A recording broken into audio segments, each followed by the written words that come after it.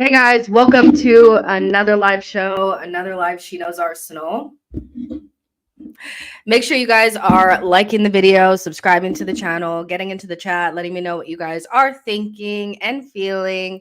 I don't know why, like every time, like as soon as we get started, I'll get like this rush of like heat, and then like all of a sudden I'm like hotter than ever. But yeah, make sure you guys are smashing the likes. It is international break, so you know we never really know what we're going to be talking about. But, today I do have something that, has come out in the last couple of hours that, whoa, that didn't help my hair, that I would love to talk to you guys about, which is Sesko. Will Arsenal go back in for Sesko in 2025? Will he be the striker signing of that window? Is he good enough for Arsenal? Are you convinced? Those are the things that we're going to talk about today. There's also like another little report from Charles Watts about midfield, and that Jorginho and Partey's futures at Arsenal are still very much so up in the air. And so that's a little bit different than, the last couple of days where a really poor source had said that Partey was getting a 2-year deal. It's still in the air. Nothing is confirmed. And so we'll talk about those types of things because I do feel as though I do feel like there is going to be a lot of shift in 2025. There should be a lot of shift. We should be losing 2 senior midfielders and be replacing them with better players or younger players that are very talented. There's probably room in this team for another attacking midfielder, and we know that we kick the can down the road with the winger, and we also kick the can down the road with the striker. And so Arsenal should be having a big window, this coming summer. But we were said to have been about to have a big window this past window. So it's a tough one because oh, that's interesting. So I did want to chat to you guys about that today. Also, on Thursday, there will be a live Q&A on Big Up. If you guys don't know, I do my watch-alongs on Big Up and formerly TIFO. And so we're going to start doing live Q&As on there soon, starting on Thursday. So look out for the link for that. We haven't done a Q&A for the community in a long time, and I do think that international break is a good time to just kick back, relax, and like everything from, we could talk about who's your favorite Arsenal player all the way to who would you want us to bring in the summer, to like how well do you think we're doing this season. Just a relaxed, chill Q&A. So we're going to do that on Thursday. Tomorrow I'll let you guys know about a show because I do have work.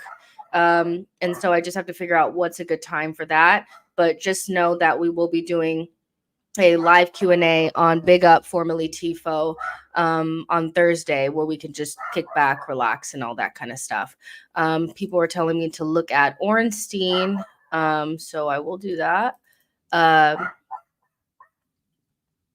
And see what the T is on that. Odegaard. Arsenal just posted something about Odegaard. Please come back quickly. Exclusive Manchester City director of football Tiki Bernstein, whatever, set to leave role at the end of the season. Long plan to step down. Age 60, club fully endorsed. MCFC believe to have an agreement for a successor to start early 2025 with 6-month handover. So, I mean, it doesn't seem like anything corrupt or like he's trying to get out of Dodge before they get in trouble or anything like that. But Man City are the kings of spin. So it could be something that they're like, it was long planned, because obviously they're giving the information to Ornstein. So this doesn't look too shady. But yeah.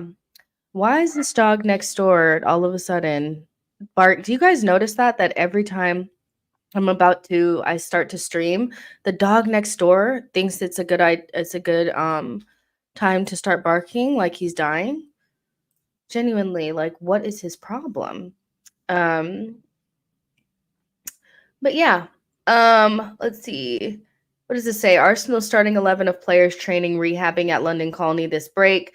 Neto, Timber, White, Tomiyasu, Zinchenko, Jorginho, Partey, Odegaard, Jesus, Sterling, and Havertz. That's a really good group of players to be not at international break. We were quite thin at the end there. For the Southampton game, we had to play Thomas Partey at right back. So I'm looking mostly towards like those fullbacks, and positions. We could potentially be getting Timber, White, Tomiyasu, and Zinchenko all fully fit back for the game against Bournemouth. And that would be good because I get this feeling that Calafiori is not like fully fit, or he's been playing with slight knock or whatever. So it'd be nice to maybe give him a rest if you could, maybe not after international break. And then maybe we could see White come back into the team, so this is a good thing. Partey is not with Ghana. He pulled out because he is ill. And then obviously, like the obvious ones, Odegaard, he's injured. Jesus, he's not getting called up to Brazil. Sterling, not getting called up to England. And Havertz, we talked about that yesterday, is being held back, and that he should be fit for Bournemouth. So that's a little update on that. Burmese says White and Timber will be on fire when they return. Boy says, I actually wish we got Zubamendi because the people would see levels and stop glazing Partey. It's so unfortunate because we just know that like anybody could have predicted that City are going to go after Zubamendi in January. And they'll probably end up getting him because, I'm going to play for Pep and it's City and it's blah, so I wouldn't be surprised if they did get him, but it's kind of like the perfect scenario for them. They could future-proof themselves in that sixth position, and, stop us from getting him, stop Liverpool from getting him. And that would mitigate, not having Rodri. And then when Rodri comes back, you have Zubamendi and him, so it's just, it's so annoying that they'll probably end up getting him, but yeah. I don't know if Zubamendi will be able to like say no to the allure of playing for Pep Guardiola or whatever, so yeah, it's kind of annoying, isn't it? Kind of annoying. Let's see. C says the tyranny of the majority will never not be funny. ITK Sports says we'll go back for Sesko will be a factor of how we improve as a team. If we win the league, probably go get midfielders and start a proper rebuild. If we don't, Sesko discussion is back. So let's go ahead and hop in. Sammy? Can I be so real? You're talking about Arsenal women. I cannot. I will not speak about Arsenal women right now because honestly, ask me about it on Thursday in the Q&A because genuinely I have thoughts, but I just cannot do it right now. But yeah, let's talk about Sesko because, we had spoken about this over the summer quite a lot about Sesko and Arsenal and whether or not he'd be the right move for us. Was he too raw, to come in for Arsenal? Like, do Arsenal need to go ahead and buy a big striker signing? And we ended up not doing anything. Sesko, we did try to get Sesko, and then he ended up staying at RB Leipzig and signing a new deal. Now, some people do. It's like, well, he signed a new deal, so that means he's off the table. But signing a new deal doesn't really mean that you're not going to leave. In fact, like RB Leipzig is a selling club. So what they've effectively done is, secured a higher fee. And so now they can ask for more. And then he can also develop, which this season, he's starting off better than he did the last season, which was his first season in the Bundesliga. And I do think that people were being quite harsh on him last season when they were, oh, well, he's only scored this amount of goals. He wasn't even starting. Openda was starting mostly, last season. And for 31 appearances, most of those not being starts, last season he got 14 goals and 2 assists. So that's not bad for, at that stage, he was a 20-year-old. Now he's 21. And so far this season, he has 2 goals and 2 assists. Now that's in the Bundesliga. In the Champions League, he has 3 goals. And in the DFP Pokal or whatever, he has 1 goal and 1 assist. So, overall, he's doing really well. He has, 6 goals overall in all competitions, a couple of assists, and he looks like he's gone up a level. He's the type of player that I feel like, because he's not playing in the Premier League, people are just not going to buy into it because his name is not big enough. But genuinely, this is Isak before Isak. We had looked at Isak, and there was a lot of hand wringing about, well, he's only scored 4 goals in La Liga, and he hasn't scored enough goals, and blah blah blah, just for him to come to the Premier League and be really, really good, a player that a lot of Arsenal fans are still wanting. And I just feel like these types of players, you have to get them before they come to the Premier League. We should have got Bruno Guimaraes before he came to the Premier League. We should have got Isak before he came to the Premier League.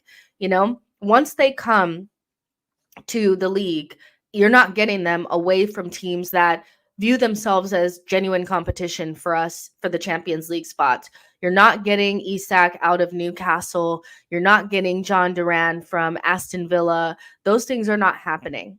They're not happening for us. So I think it is in Arsenal's best interest to go for somebody outside of the league and not have to deal with Premier League clubs and trying to get players that we just know we're not going to get. Newcastle are not selling us Isak. They're just not, so, and we're not going to spend what it would take to get him.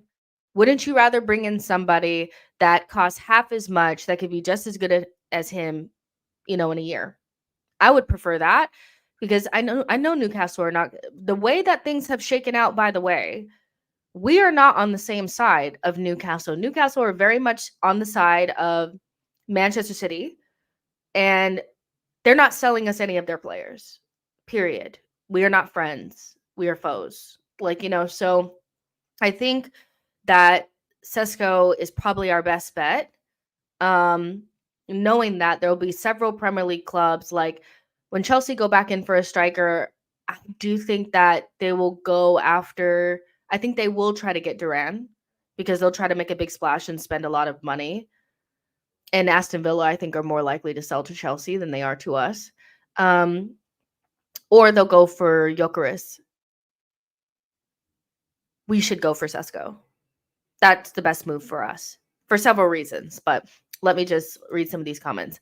Clement says, I don't trust this waste man due to significant players that can change the game through individual brilliance of the game. Boy says, Sesko has a vicious boot. We should sign him. Have always been an advocate of signing the up-and-coming players instead of already established players. And I think you can do that. I think you can do that with Sesko if you have a player that's already in this position that allows him not to have so much pressure on him. Like, what you don't want to do with Sesko is do what Manchester United have done with Højlund.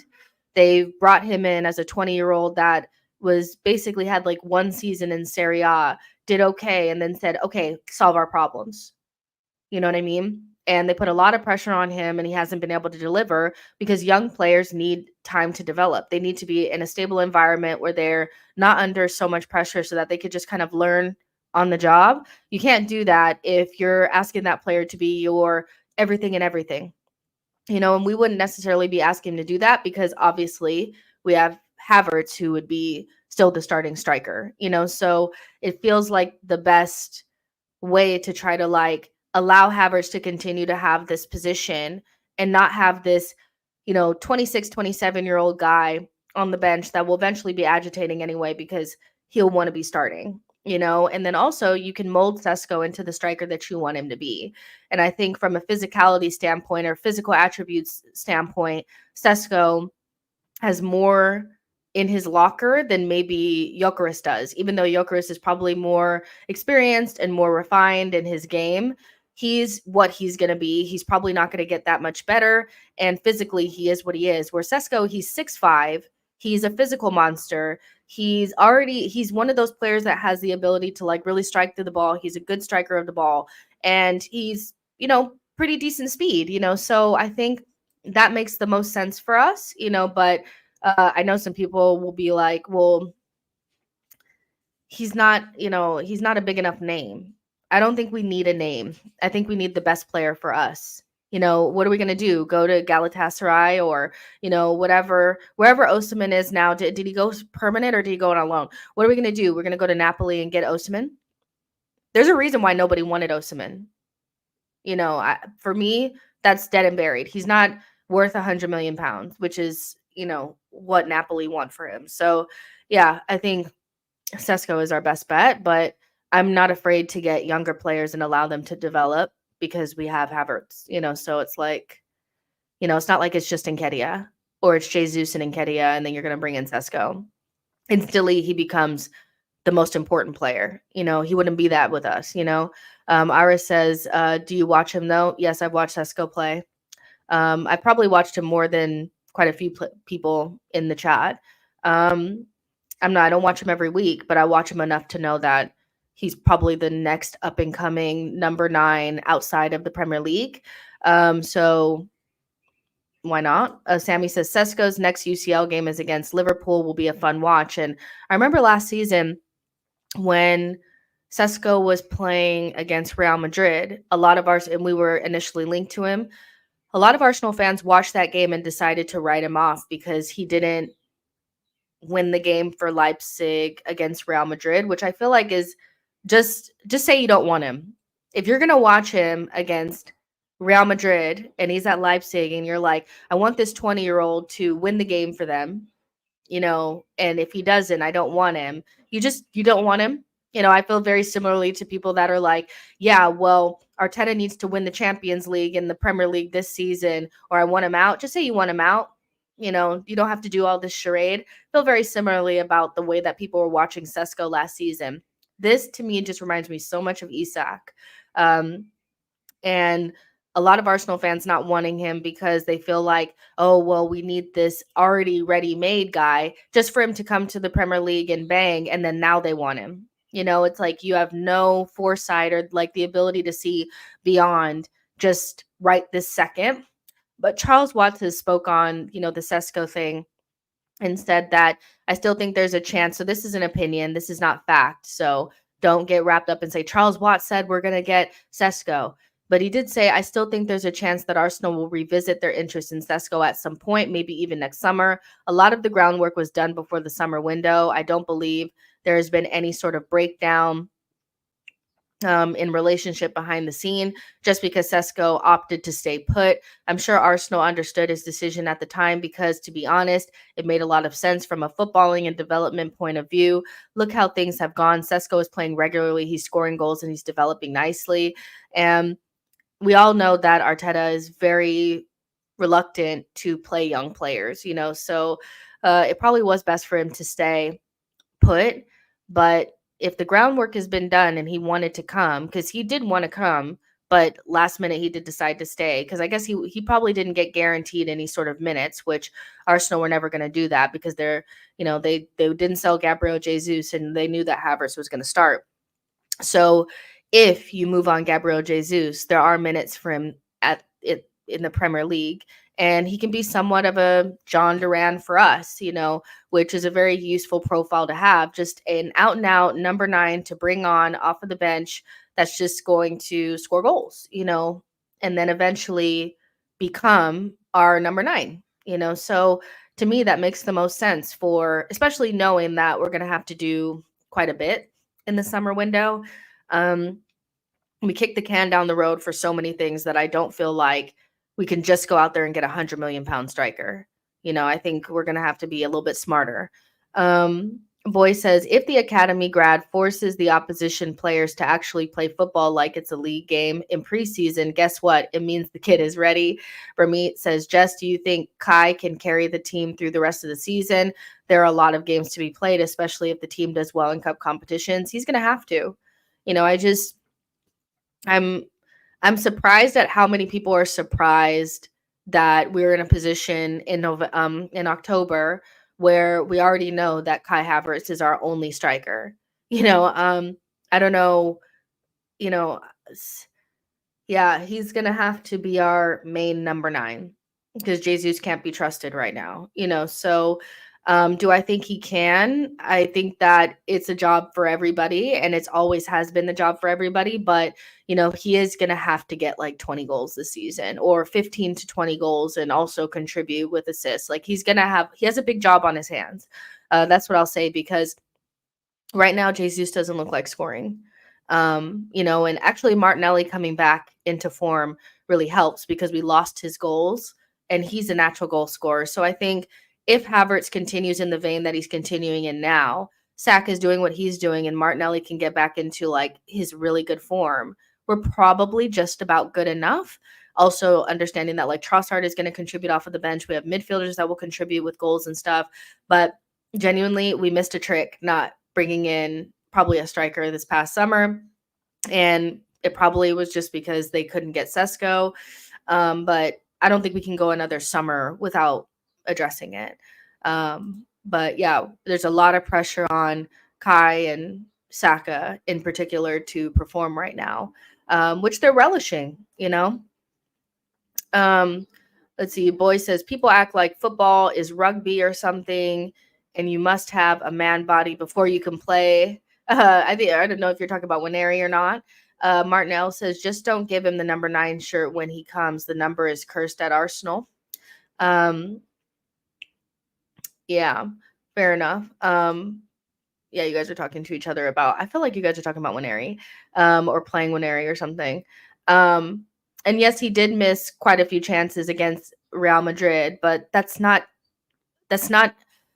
you can't remove context. It's your first year with your new team, and you're playing against the team that ended up winning the Champions League, that has Vinny Jr. in it, that has Rodrigo in it, that has world-class players in it. It's one of your first game, like you know what I mean? Like, and you're playing against Real Madrid and you're 20.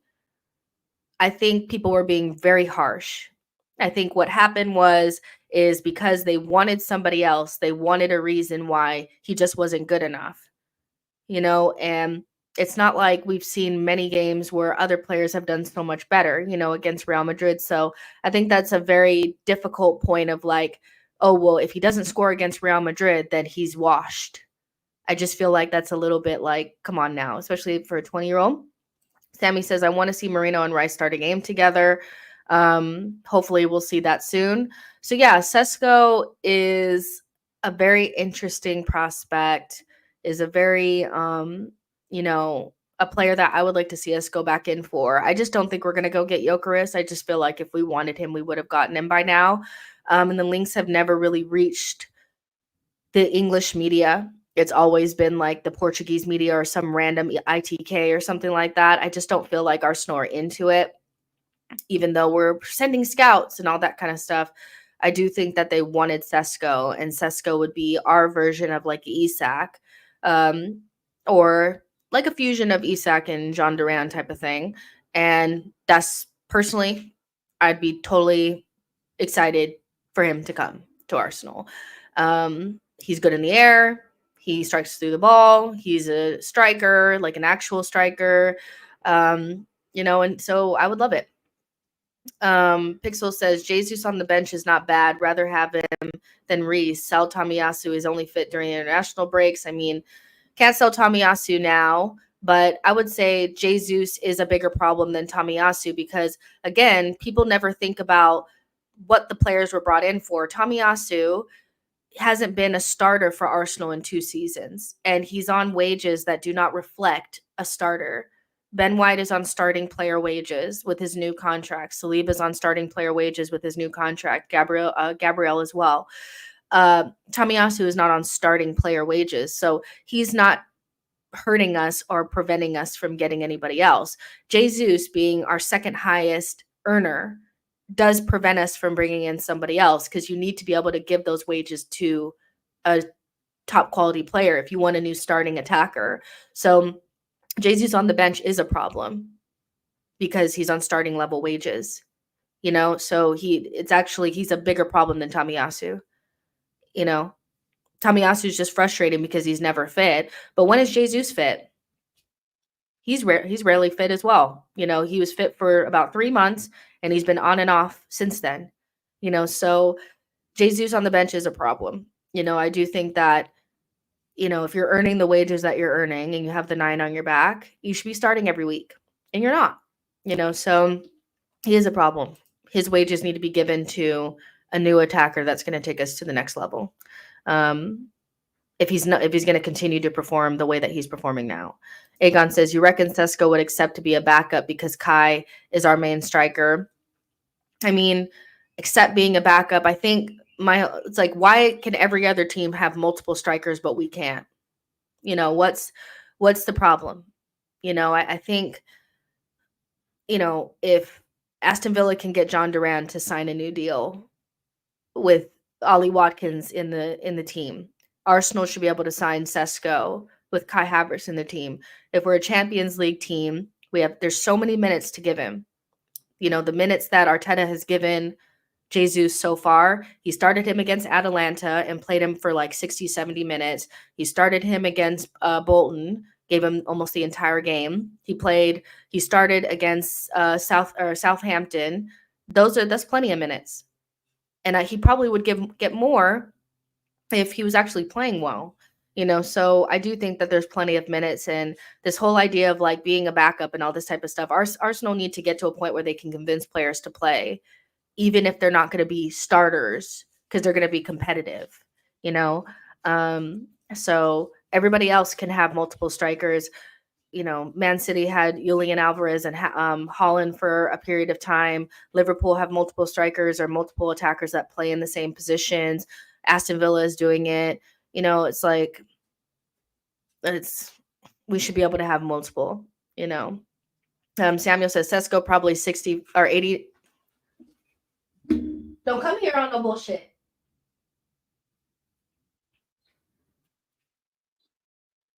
They're in here. Samuel says Sesko probably 85 million plus now, and I don't think Sesko is worth that money. I mean, we don't know what the fee will be. It was going to be 50, so maybe it's around 75. But again, it's also like, what does the market dictate? What striker are you going to pay for that's going to be – that was like why that opportunity was so good, because 50 million for a striker that that is obviously going to cost more than that in a couple of windows was going to be like a steal for us, but we couldn't get it done. But what striker are you actually going to pay for? Like, what striker are you going to get that's like, is Osimhen worth 100 million to you? To me, he's not worth anything more than like 65, 70 million. He's not. Like, I don't know what to tell you. What striker are you getting that's going to cost less than that? So I feel like it's not so much about how much he's going to cost. It's sometimes you have to look beyond what he is right now. Could Sesko be worth 85 million to Arsenal after one season? Probably. He gets enough minutes and he has like an explosion like John Duran has, he would be. So I think we think so like, what is he right this second? Right now, probably not worth 85 million, but in a year he could be. Just like what did Newcastle buy Isak for? 65, 70 million or something like that. He's definitely worth 120 million to them now. So I don't know if it's really about, oh, well, they're going to ask for 85 million. Is he worth that? He could definitely be worth that to us in a year. We have to think beyond just what he is right now. Because do you really think a 20-year-old is going to stay at that level? The level that he's at right now, he's really good. What if he, gets better over the next 2 or 3 seasons and ends up being a world-class striker? That 85 million is going to look like peanuts. So, and also I don't think people have a good grasp of the market, that you're getting like barely like decent midfielders now, not even Champions League level midfielders for 50 million now. So the market is very different than it was a couple of years ago, where you're going to get a decent striker for 40 million. You're just not, unless something special happens, like they have a release clause or something like that. So yeah. And who are you getting for less than 80 million? You're not getting Duran for less than 80 million. You're not getting, they could probably ask for 100 million for him now. You're not getting Duran for that. You're not getting Osimhen for that. You're like, who are you getting? Gyökeres? They want 85 million for him. So, it's not like there's somebody around that's going to be so much cheaper, to be honest. Burmy says, based on the deals this summer, it'll be probably 1 in, one out, one out, one in the transfer window. Jesus has to be sold first. We'll get to working. Just sell him. Like, I don't find somebody that will take him. I just don't. This is a summer too late, in my opinion. Clement says Sesko is worth 65 million. Might as well 85 million. Yeah, I think he's probably worth about 65 million right now. If they inflate it to 85 million, he could be worth that to us in a year. Like, you have to think beyond just like this initial window. He's a 20-year-old, 21-year-old striker that's playing in a Champions League level team that's scoring goals and looking really good for his national team and for his club team. There's no reason why we should be like, oh, but what is he worth? What is he worth? Like, let's be serious, Aegon says, my point is that Kai won't be a squad player with the wages that he's on. He won't, but the main reason why Kai Havertz can't rest right now is probably because Arteta can't play Jesus, so I don't know if we really need to be that worried about it, to be honest. What's the problem? We need a deep squad. They're playing more minutes than they've ever played before. What's the difference between, we wouldn't be complaining about anybody bringing in anybody else, in any other position. What's I don't get it. Kai won't be a squad player, but we don't need to think about squad players and backups. We need to get that out of our head. Squad player, backup, who's going to be a bench player. Get that out of your head. We're playing so many games that we'd be able to rotate Kai better if we had a better another striker, but we don't. So he's going to have to play multiple minutes. But we need a bigger squad. We need a squad full of really talented players. We need better players, so I don't know if it's, is Kai going to accept being a squad player? Is Sesko going to accept being a squad player? Who's going to be on the bench? Who's never going to play? No, we're going to see, think about how many players are getting injured, by the way. We're going to have so many injuries over these next couple of years with the additional games and the additional competitions that, they're coming up with. So there's no reason to really be thinking about, is so-and-so going to accept the squad role? Somebody's going to be injured all the time. There's going to be minutes to be had, so for me, it's not really that deep. It just ain't, Keenan says we need 2 fit and ready strikers to play all these games and avoid injuries. We can't play Kai every game. Exactly. It's, if anything haven't learned anything for these last couple of weeks, then I don't know what you're watching. Every week, somebody comes in, somebody gets injured. There's plenty of minutes to be had. Again, look at how many minutes Jesus played. He started against Atalanta, he started against Bolton, and he started against Southampton. We played, 7, 8, 9 games so far? That's a lot of minutes to be had, and if Jesus was better, he'd probably get more minutes, so I don't know, what's the point? We don't need to be worried about backups and who's going to sit and who's not going to play. Everyone's going to play. Everyone's going to play. There's just too many minutes to go around. Imran says, I feel confident Arsenal will get Sesko this summer. Done deal. Boy says, fan base can't shift mindset about how squads are built nowadays. Yeah, and even if Arteta's afraid to rotate, injuries are making him have to. So there's plenty of minutes. I think for him this season was the fact that there wasn't a spot because we already had Jesus and Kai, and Arteta's so loyal to Zinchenko and Jesus that they're going to get minutes, even if they're not playing well, so I think it was more that there wasn't a spot. But if we get rid of Jesus, you can bring in Sesko. There's plenty of minutes to be had. Especially if you're competitive in 4 competitions, so Sesko's fine. Des says Sesko is worth taking a chance for 65 million. His record is very good and still only 21. I do feel like they'll ask for maybe a little bit more than that, but I would take it knowing or feeling that he could potentially be a world-class number 9. And, Arsenal fans would spend 100 and something million on Isak, but he wasn't worth that to us. He wouldn't have been worth that to us when we first saw him again, at Sociedad. We wouldn't have wanted to pay 100 million. A lot of people didn't even want him. So you have to think beyond just this initial window. You know what I mean? Think beyond this initial window. And, oh, well, because everything about Sesko is about the future anyway, because he's only 20. So if he was 26, 27, and they wanted 85 million for him or something like that, I'd definitely be like, okay, well, what is he doing now? What does he look like now? How good has he been? Because he's not going to get much better from here. As 26, 27-year-old is not going to get that much better. But a 20-year-old, he has his whole life ahead of him, Keenan says we honestly should have 3 strikers right now. Clement says we definitely need a bigger squad if we actually want to be serious about winning major trophies this season and beyond. Mo says you guys really still want the guy that said no. I mean, if you're thinking about it from that perspective, like anybody who doesn't come initially has rejected us, then I don't know what to tell you. A 20-year-old wanting to play at 21 years old or whatever he is, knowing that he's not going to get tons of minutes for Arsenal and making a good decision for his development is not the rejection that people are trying to make it out to seem.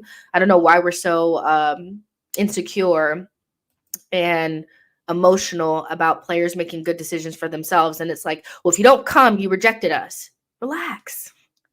If Zubamendi wanted to come today, I would take him, knowing that we wanted him before and he didn't want to come. We don't need to be like, what are we holding grudges for on a 20-year-old? I don't get it.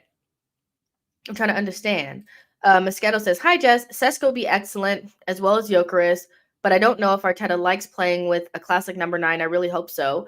Well, I'll say this, that we know that Arsenal, before we got Jesus, looked at Osimhen, then also looked at Isak, decided not to get him when he was at Sociedad, then looked at Vlahovic, didn't get him, but we know we wanted him. And then tried to get Sesko this past window and couldn't get him. So I don't know if Arsenal or Arteta doesn't want a classic number 9. I feel like we're just slow on pulling the trigger on it, but I think there's enough evidence out there that we are interested in getting a classic number 9, but how Arsenal are, has to be the right circumstances at the right time, the perfect this, perfect that.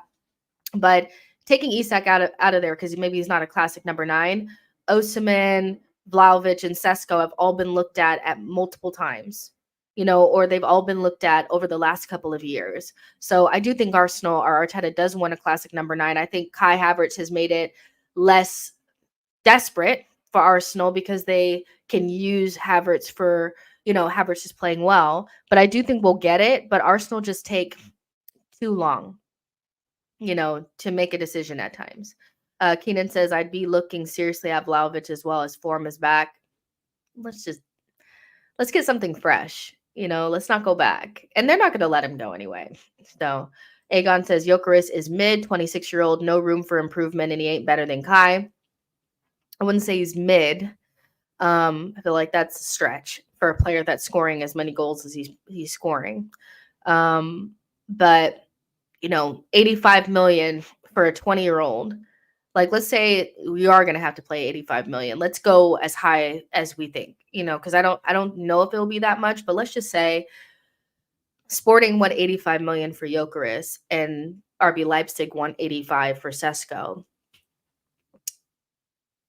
A better deal is 85 million for Sesko.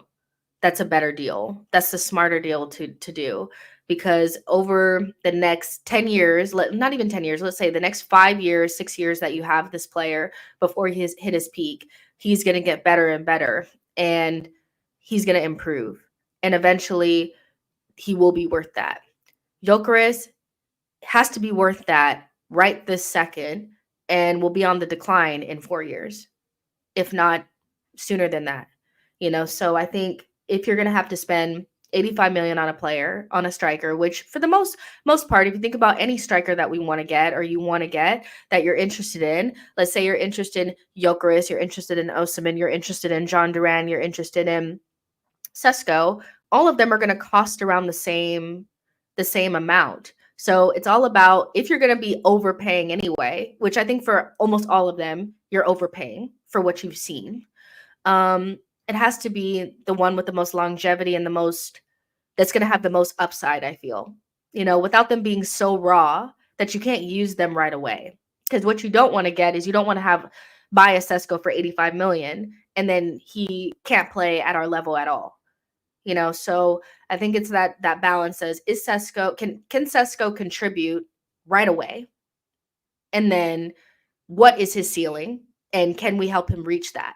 Those are the things that you need to look at for players that you're like looking at for the future, And I do think he can play for us now. He's playing in Champions League as we speak, so why couldn't he play for us?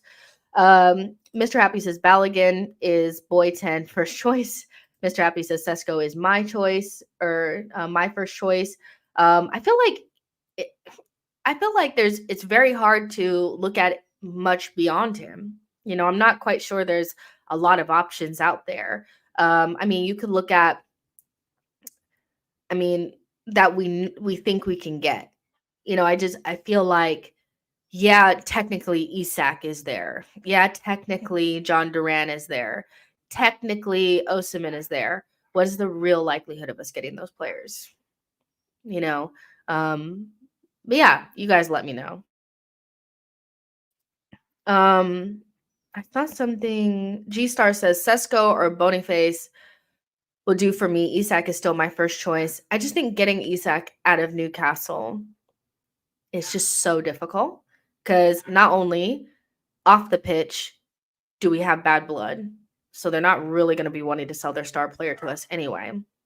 But he's going to cost upwards of 100 million.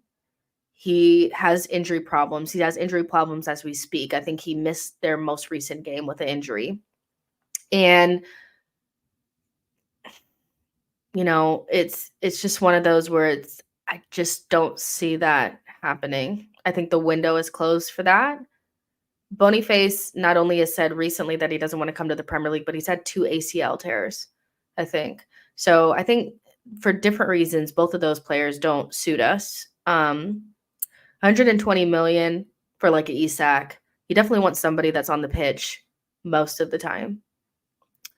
Boniface, I don't know how much he would cost, but he's also somebody that's had some terrible injury issues. So I think you have to look at, the injury records of the players and all that kind of stuff, but I think Sesko has the most pros versus cons and is probably the most attainable, which I'm always looking at because Newcastle are not selling us Isak.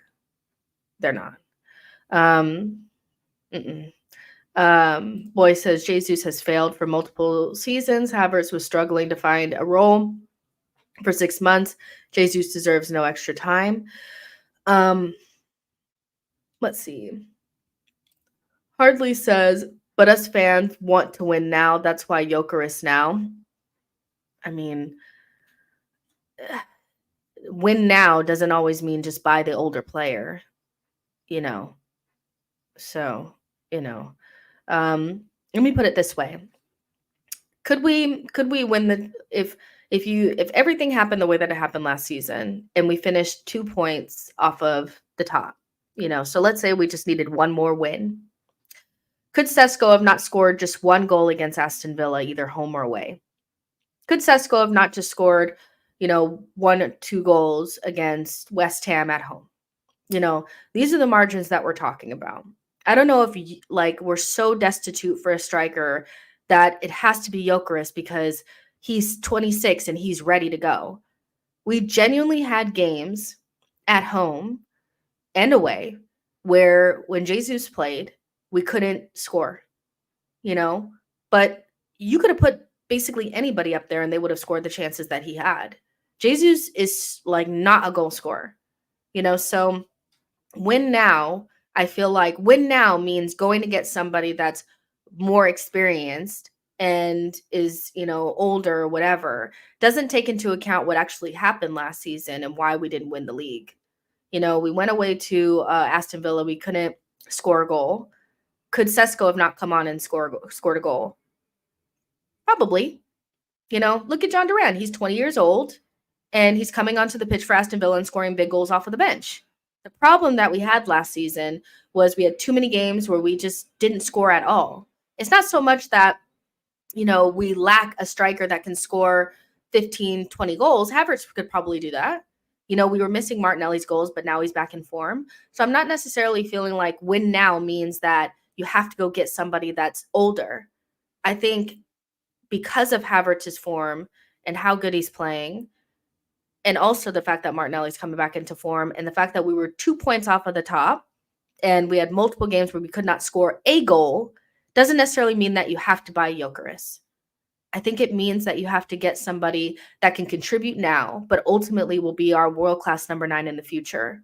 Gyökeres is not going to be our world-class number 9 in the future. He's going to be a good striker, a reliable, good bagsman for a couple of years for Arsenal. I'm not sure that's necessarily what we need, but I kind of get what you're saying, but I feel like it's a cop-out. It's always like win now means that you have to go get somebody that's like experienced and ready to go, just like Sesko could have scored 12 goals for us last season off of the bench because he's just a better striker than Jesus.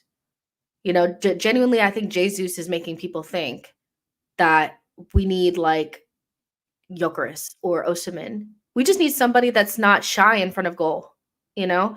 But yeah, like that's how I think of it. I don't think that's like just go buy the oldest guy that's out there that's doing it. That means we're gonna win a trophy. We could have won the league last season with a Sesko level striker coming off of the bench. Because he could have scored the 10 additional goals that we potentially needed, you know, or the one goal that we needed away at Aston Villa to draw. You know,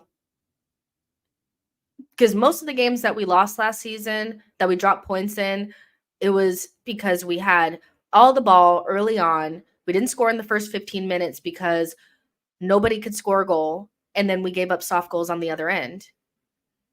So, yeah.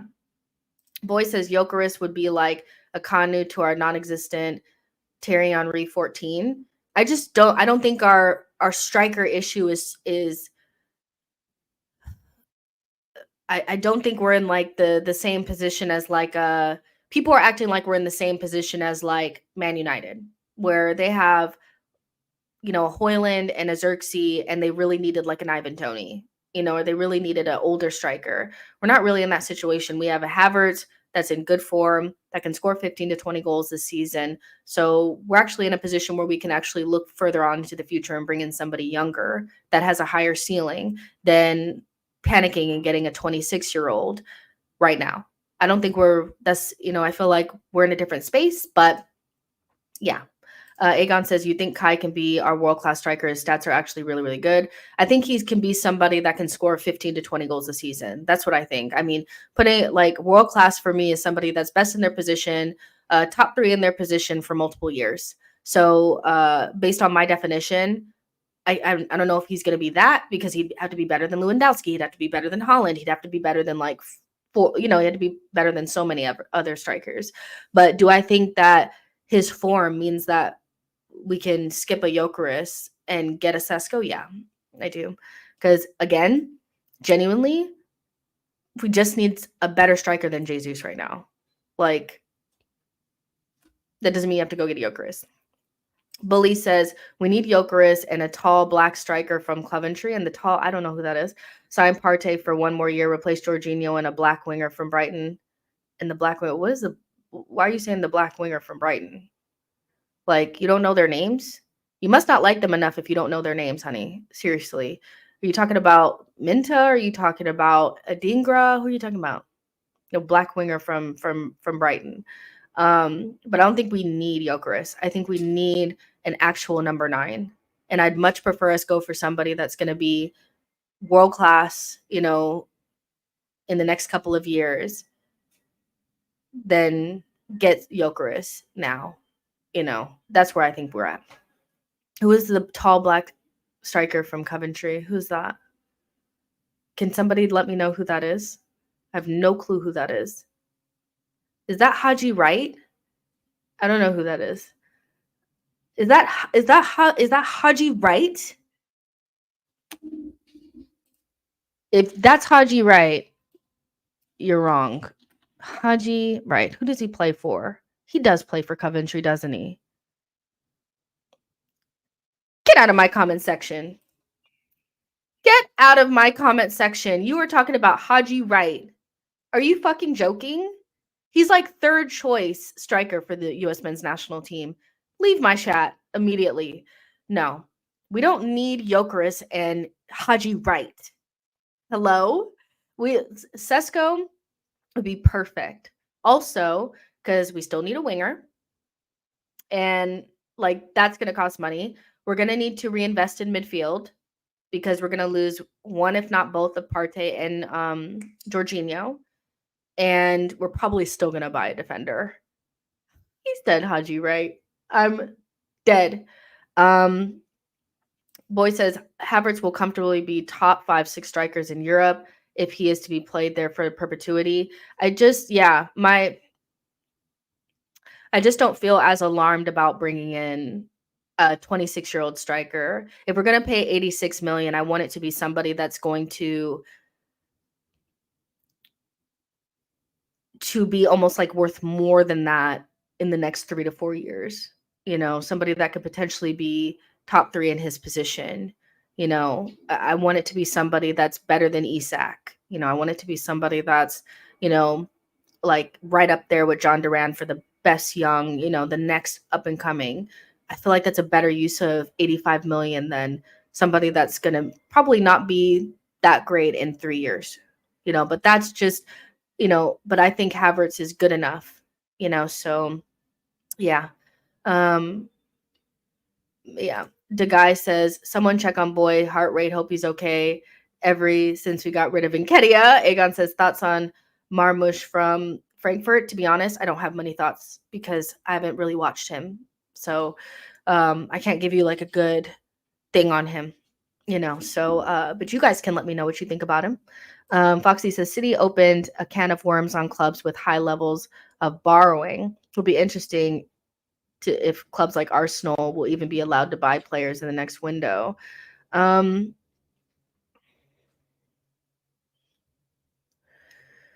Yeah, I kind of get what you're saying about like, because we, you know, have borrowed in the past to like make sure that we can buy players and stuff like that. But yeah, we'll see. Keenan says João Pedro isn't a bad shout. I think Arteta could really develop him. My issue with him is that I don't feel like we need to go and get another Jesus type, you know, false 9, kind of like does a bunch of other things because he's not an out and out number 9.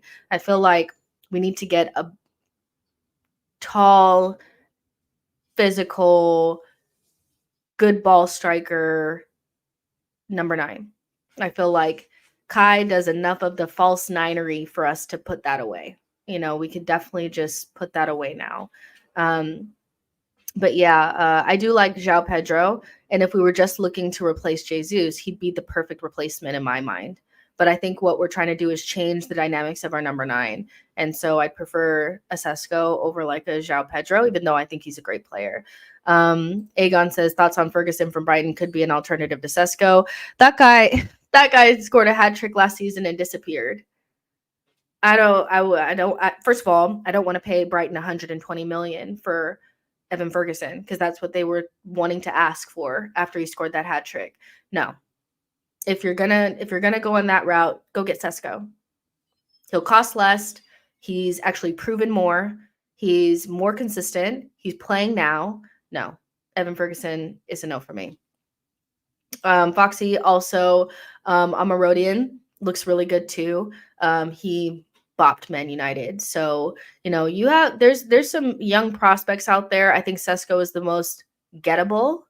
But you know, you could try your luck with a couple different. I'd rather go for an Amarodian, a Sesko, a John Duran, somebody of that level and with that level of ceiling than going for an older player and spending 85 million on them because they're not going to get any better than what they are now. And Havertz is still developing in that position. So that's where I'm at with it. Elo says, would be a shame to bench Kai if we sign a proper bagsman that couldn't stop scoring. Yeah, for sure. I just don't think that's the way that Arsenal are going to go anyway. You know, I think they're going to go for more of the staggered approach. Like you have your main guy, which would be Kai, because Kai's only 25 and he's still developing in that position. He's still like Kai could still get better from here. I think that's another thing that, again, we can't see beyond just right now. You know, if somebody told you when we first signed Kai Havertz that he would be scoring and playing the way that he is now, you would have laughed. You know, so I think he's earned the right to develop in that position more. He's 25. He could potentially get better. And the best thing is a staggered approach to make sure that the next person up is 20, 21 years old and has a very, very high ceiling that offers something different than Kai Havertz does.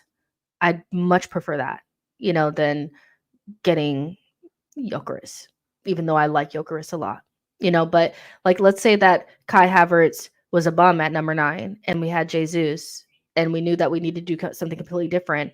Then I'd be like, if we had no one, or we were back where we were with Jesus and Kedia, then yeah, Gyökeres would be like, you got to get him. But I think Kai has mitigated the need to like go out for a Gyökeres. But that's where I'm at with it. Michael says, yeah, with Havertz developing, we really need to sign the future of the position. We're doing that with the back line and even midfield with players like MLS and Ethan. And that doesn't, getting a young player that's developing doesn't mean they cannot contribute in the short term. I think that's why people are against Sesko. It's they feel like, well, he's a young player, he's not going to contribute. A young player that gets the minutes that Jesus has been getting could give us 10 goals. Sesko basically got 12 goals off the bench last season for RB Leipzig. So I think that's the problem. It's young player means they're not going to contribute. Older player means that they're going to give us goals. It's not that simple. You know, he could definitely contribute. RS says if he's going to cost 85 million, then Arsenal won't get him. Just forget about it. Let's see. Boy says Vlahovic is the same type of signing as Jonathan David, whom is the same type of player as Balogun, same level, all three. At least they are all better than Jesus. I just don't.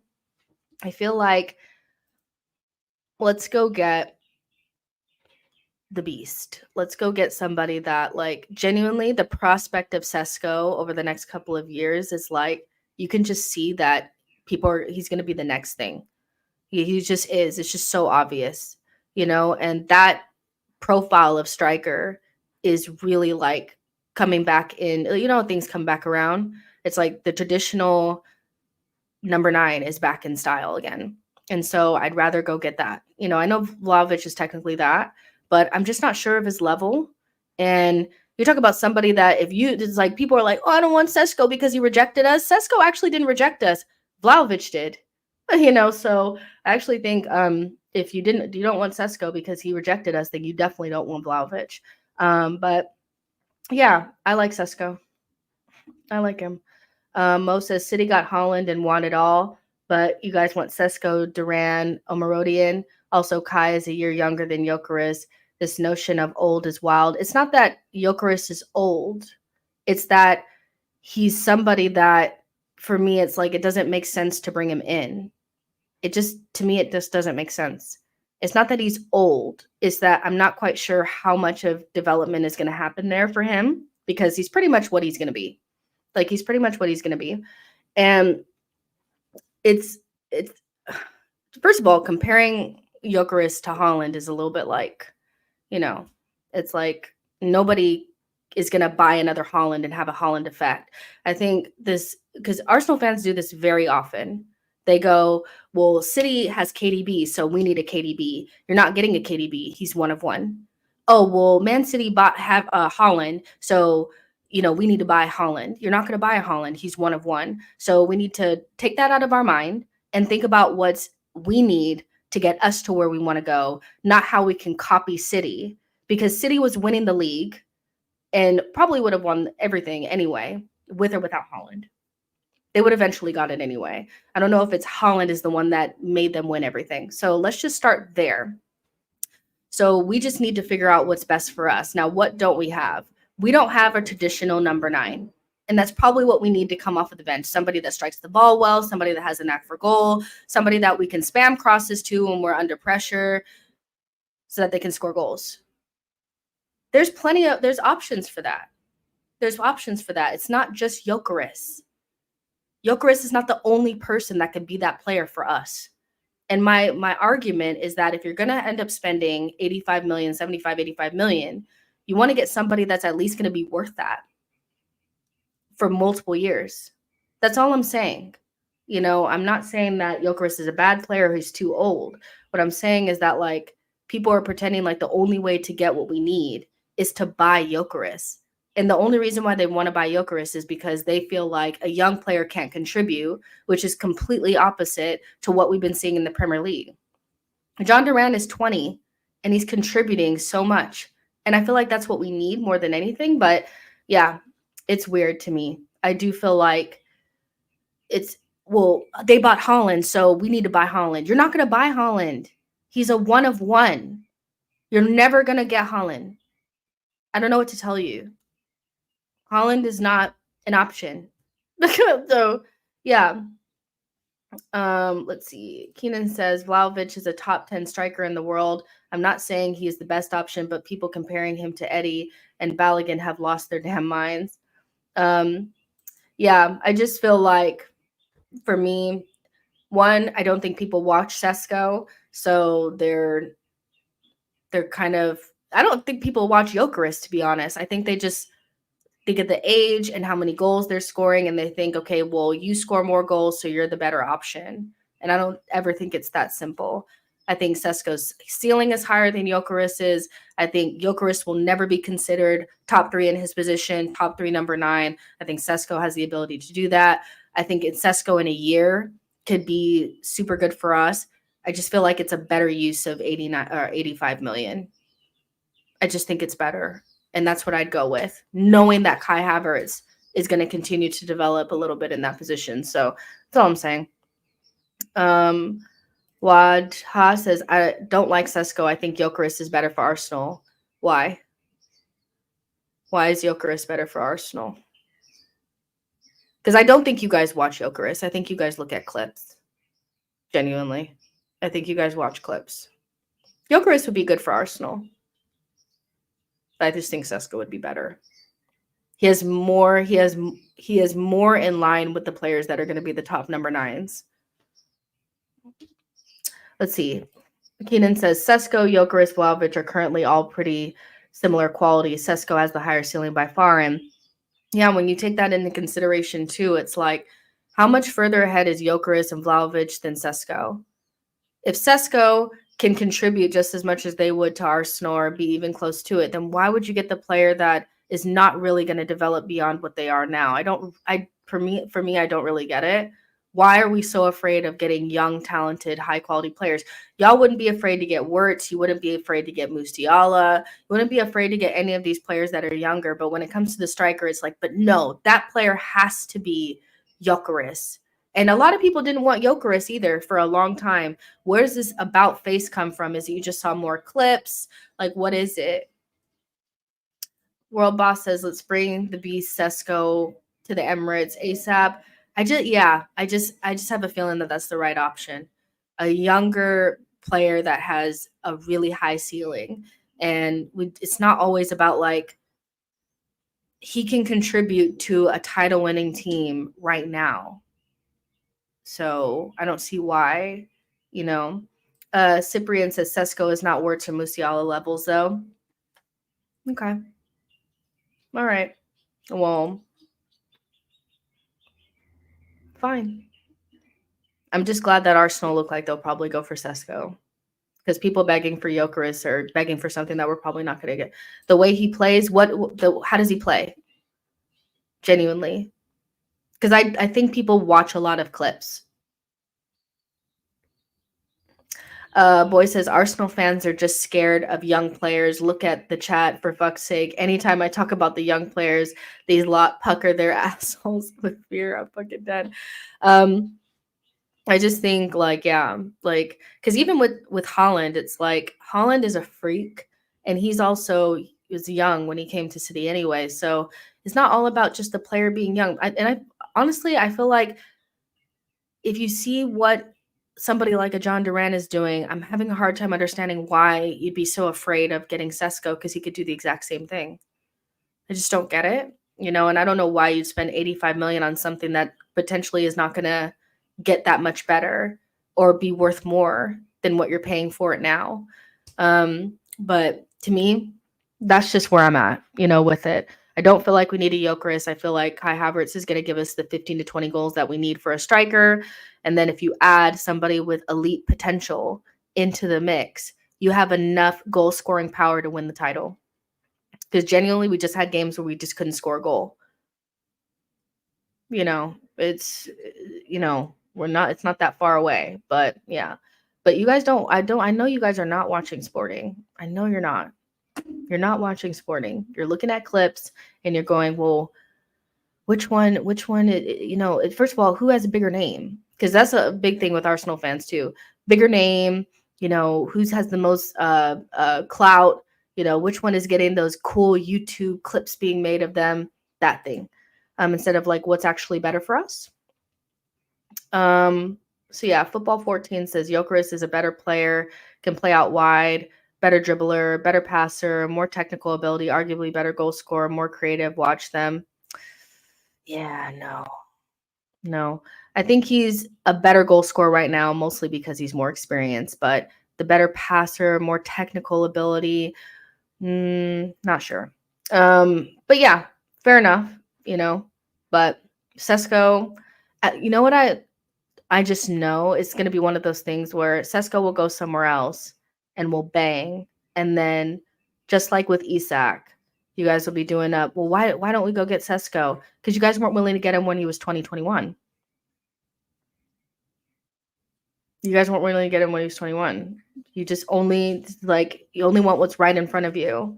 That's why people were begging for Osimhen for so long. It's just, yeah. World Boss says Sesko over Gyökeres. Sesko would die for Macau. Boy says, even in the clips, Gyökeres has some Timberland boots moments, but he makes them work because the league isn't fast. Gyökeres is very good. Like, I'm not saying he's not very good. I'm just saying at the levels that they are right now, Sesko with a year on him will be better than him. Like, it'll be so much more worth it for us to spend that amount of money. But listen, I hope Arsenal go with Sesko and we don't miss out. Because missing out on Sesko now will be so devastating. Because if he goes anywhere else, he'll bang, and it'll be just like Isak again. Why didn't we get him? Why didn't we get Isak? Neil says, if we're successful, why do we care about other players? Neil says, why should we care about if we're doing well? Because the same thing happens all the time. First of all, there's no guarantee any of these players are going to make us successful. This is just opinions.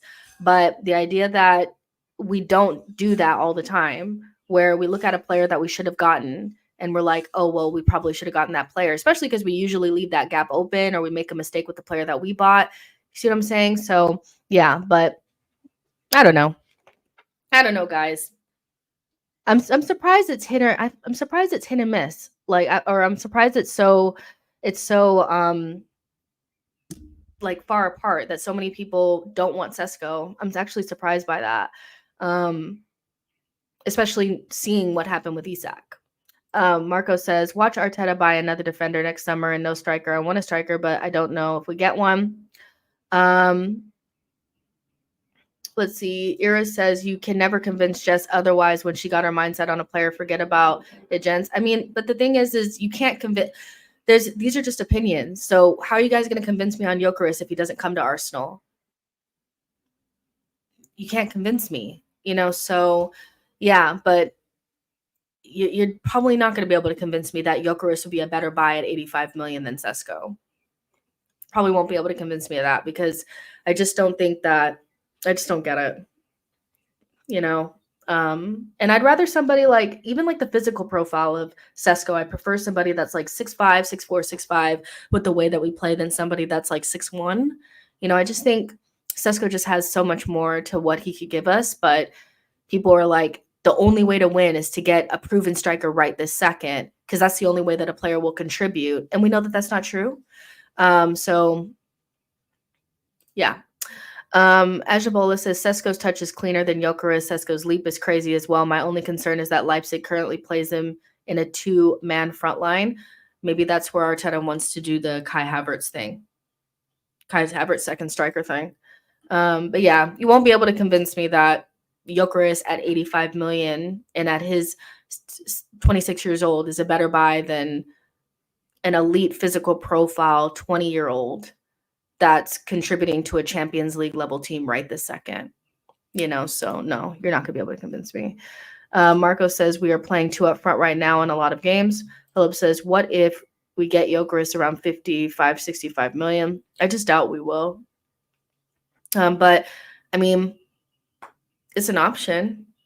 Gyökeres for cheaper, I think would be better. I'd be more comfortable spending more on Sesko than I would spending more on Gyökeres. So ISNG says we will probably have to get 2 defenders next year and keep either Kiwi or Zinni or Tommy. The fan base is going to be furious. I don't think we have to get. Where's 2 defenders coming from? We have Timber and White, Gabriel and Saliba, and then we have Calafiori and Miles Lewis-Skelly. Hold on. White, Timber, Saliba, Gabriel, Calafiori, and Miles Lewis-Skelly. That's 6. And you'd probably want 7. And so you could keep any one of Zinchenko, Kiwi, or Tommy, take your pick, and add 1 and get 8. I think at the most you need 1. Why 2? I'm surprised 2. I don't think we need 2. So if Zinni's gone, and I mean, we're not going to get rid of Tommy, Zinchenko, and Kiwior. At least one of them is going to stay. So if you have 6 and at least one of them stay, we're not getting rid of all 3. Get that out of your head. So which one is going to stay? Kiwior, Tommy, or Zinchenko? One of them is going to stay. So if Kiwior stays, then you just need 1. So yeah, get rid of 2, keep 1, buy a new one. It's fine. The more interesting thing is our midfield. Charles Watts talked about that too, saying that our midfield is very much so up in the air, that the futures of Thomas Partey and Jorginho is up in the air and not decided or anything like that, which makes more sense than what people were saying the other day. People were saying that Thomas Partey was getting a new deal when the source was terrible. I think we have to wait and see on that. And if I was Arsenal, I'd wait and see. I wouldn't be surprised if Thomas Partey was, knowing that it's this is a year for him to get a contract, came in better shape. But I would still wait at least until the half of the season to go by to see if he can maintain his fitness. Because keeping somebody for 2 more years on the level of wages that he's on, if he's not able to stay fit, makes no sense no matter how good he is. So, yeah. But Charles Watts said it's up in the air and there's no talks or anything like that. So let's just pump our brakes. But we could potentially have a big midfield shakeup, next summer. Personally, I think there's room for an attacking mid in this group. I know that we have Nwaneri, but I don't think Odegaard and Nwaneri is enough. I think we should get another attacking midfielder that can play on the left, like left center mid, instead of Marino, so you can give us another dynamic. Because right now, if we want to become more attacking, it's difficult to do that. So yeah, I think there's an opportunity to bring in a big attacking mid signing. I would actually spend whatever money we're going to spend in midfield on an attacking midfielder. I know that, we could potentially be losing 2 DMs, but Rice is there and Marino can play CDM, and also Miles Lewis-Skelly can play there. I just would rather make it work with them than buy another DM. It's enough. We need to go ahead and get going up front. There's also the winger situation at this very moment. I would not be signing Sterling. I don't think he's done. Now, it's beginning of the season. Things could change. But I feel like how I'm feeling right now is let him go back to Chelsea. Let him be Chelsea's problem. And we go out and get somebody really good. I still feel like we need support on the wings. We still need a striker. We could potentially have midfield shakeups. So there's a lot to do. And kicking the can down the road, I think, has put Arsenal in a situation where they'll probably have a lot to do and miss out on something. But one thing I don't think we can not do is bring in a midfielder and a striker. The one thing that maybe you could miss out on is the winger, but we need that too, So midfield shakeup is going to be interesting, but right now we have Partey and Jorginho and Rice and Marino that can play DM. That's a lot of DMs without having enough creativity. So I'd rather us replace that with an attacking mid instead of buying another DM.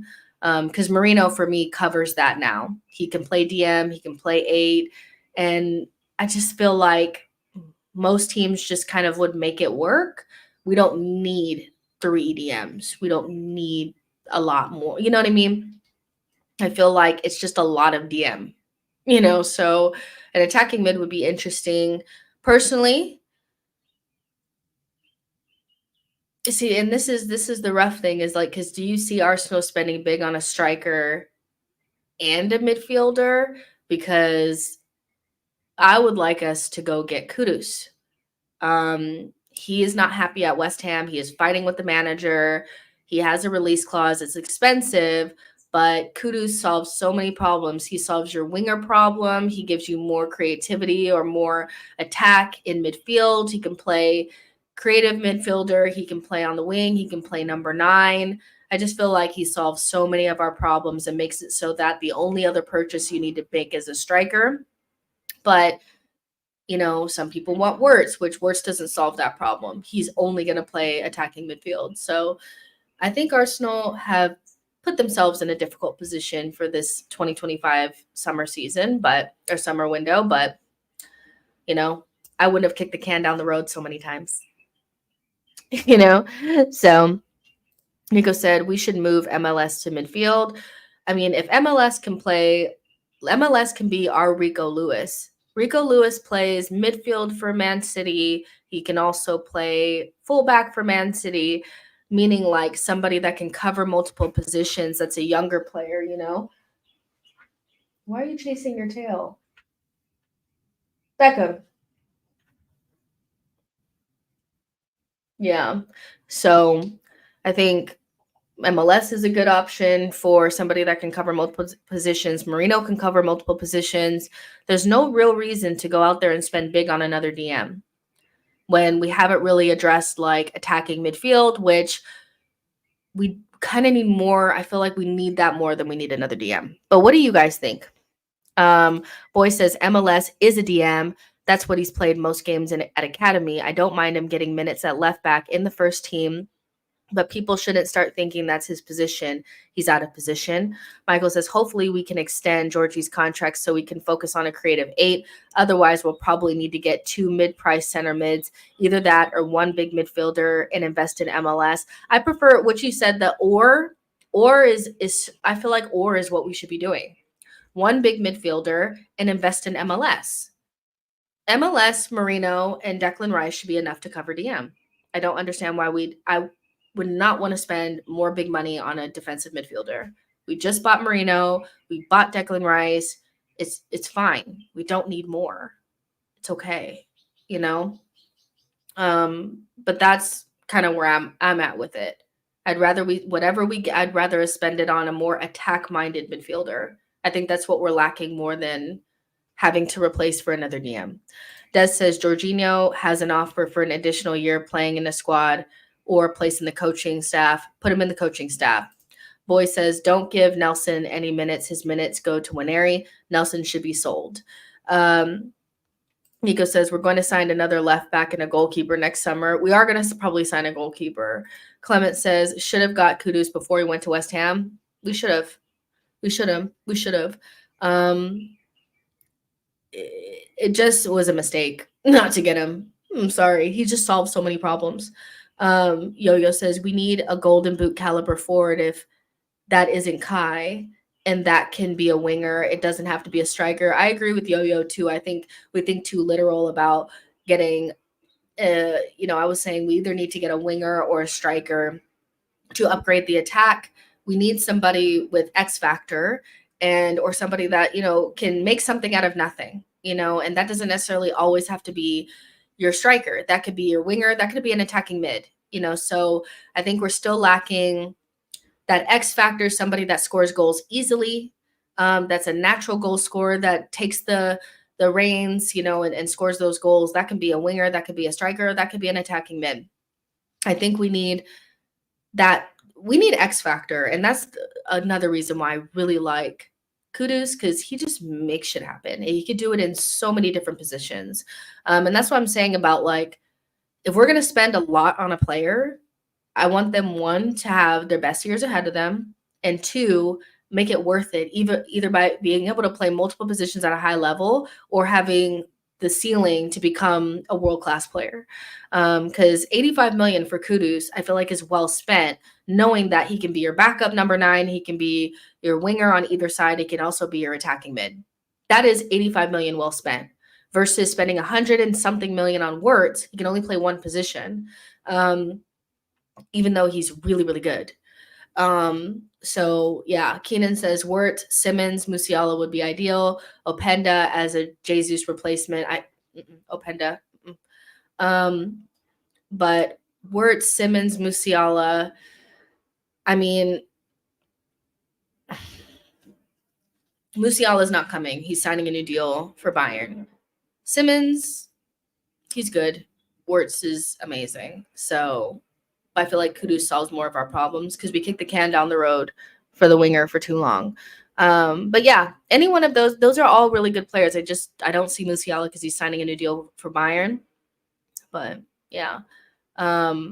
Boy says Xavi Simmons is the X factor. I mean, Kudus, Wirtz, Musiala, and Xavi Simmons, they all are X factor creative midfielders that we could use, so any of them would be great. So yeah, I don't have any issue with any of those players.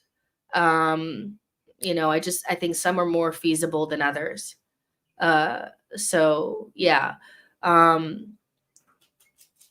Yeah. Elvis says, what about Lookman? He's good. Yeah, I don't know. I'm not sure. Is he good enough to take Martinelli's spot? Because if you're not good enough to take Martinelli's spot, I'd rather Kudus, because I know that he's going to be able to play wing and center forward and attacking mid. Lookman can't do that. So, yeah. Is Lookman better than Martinelli? You guys let me know. I know people are talking about Ederson. Charles Watts was talking about him. I'll be honest. Did he win the penalty for Atalanta? I feel like I remember him doing a good job on us, but I also wasn't paying him that much attention because we were awful. So I'm not sure. But it all depends on how much it costs because he's a DM, right? And I just feel like let's buy an attacking mid. Let's fix mid, let's fix the attack. Let's give us more attack. Going through another window and buying another defender and another DM is just like, how many times are we going to do that? But yeah, Marco says Kudus is great, would take him. Anton Dunn says, personally, where would you play Kudus? I mean, you could play him anywhere. I feel like his best position is probably off the wing right now, but at the same time, he said he likes playing in midfield. So, and he would give us a little bit of the Morgan Rogers vibe. Morgan Rogers is not the best passer of the ball. I tweeted about that the other day.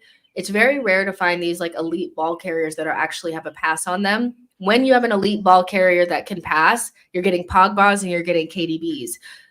He's not necessarily that, but he offers you a different look that really makes teams like us uncomfortable. Morgan Rogers types players makes us in City uncomfortable. Teams that don't necessarily have the legs in midfield to keep up with those types of players. And Kudus is one of those. He can, against teams that want to keep the ball and don't have a lot of legs in midfield, he just kind of dribbles right past them. And he also makes something out of nothing. He's somebody that has dribbled from one end of the pitch to the other and scored a goal. He's also somebody that scored a bicycle kick against City. He's somebody that's not afraid, and I feel like we need that X factor. He would be a great addition to the team. So yeah, John says Ederson bossed the mid versus Arsenal in UCL. I feel like I was so focused on us that I don't remember a lot of what he did, but I will rewatch it.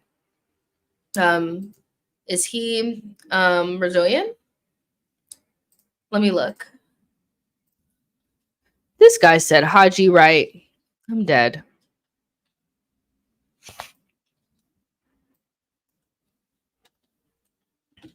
Ederson.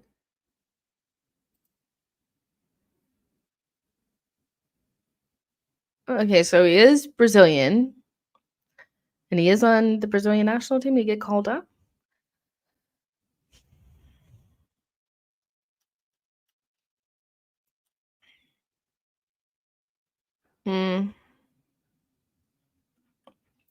Ederson, Atalanta.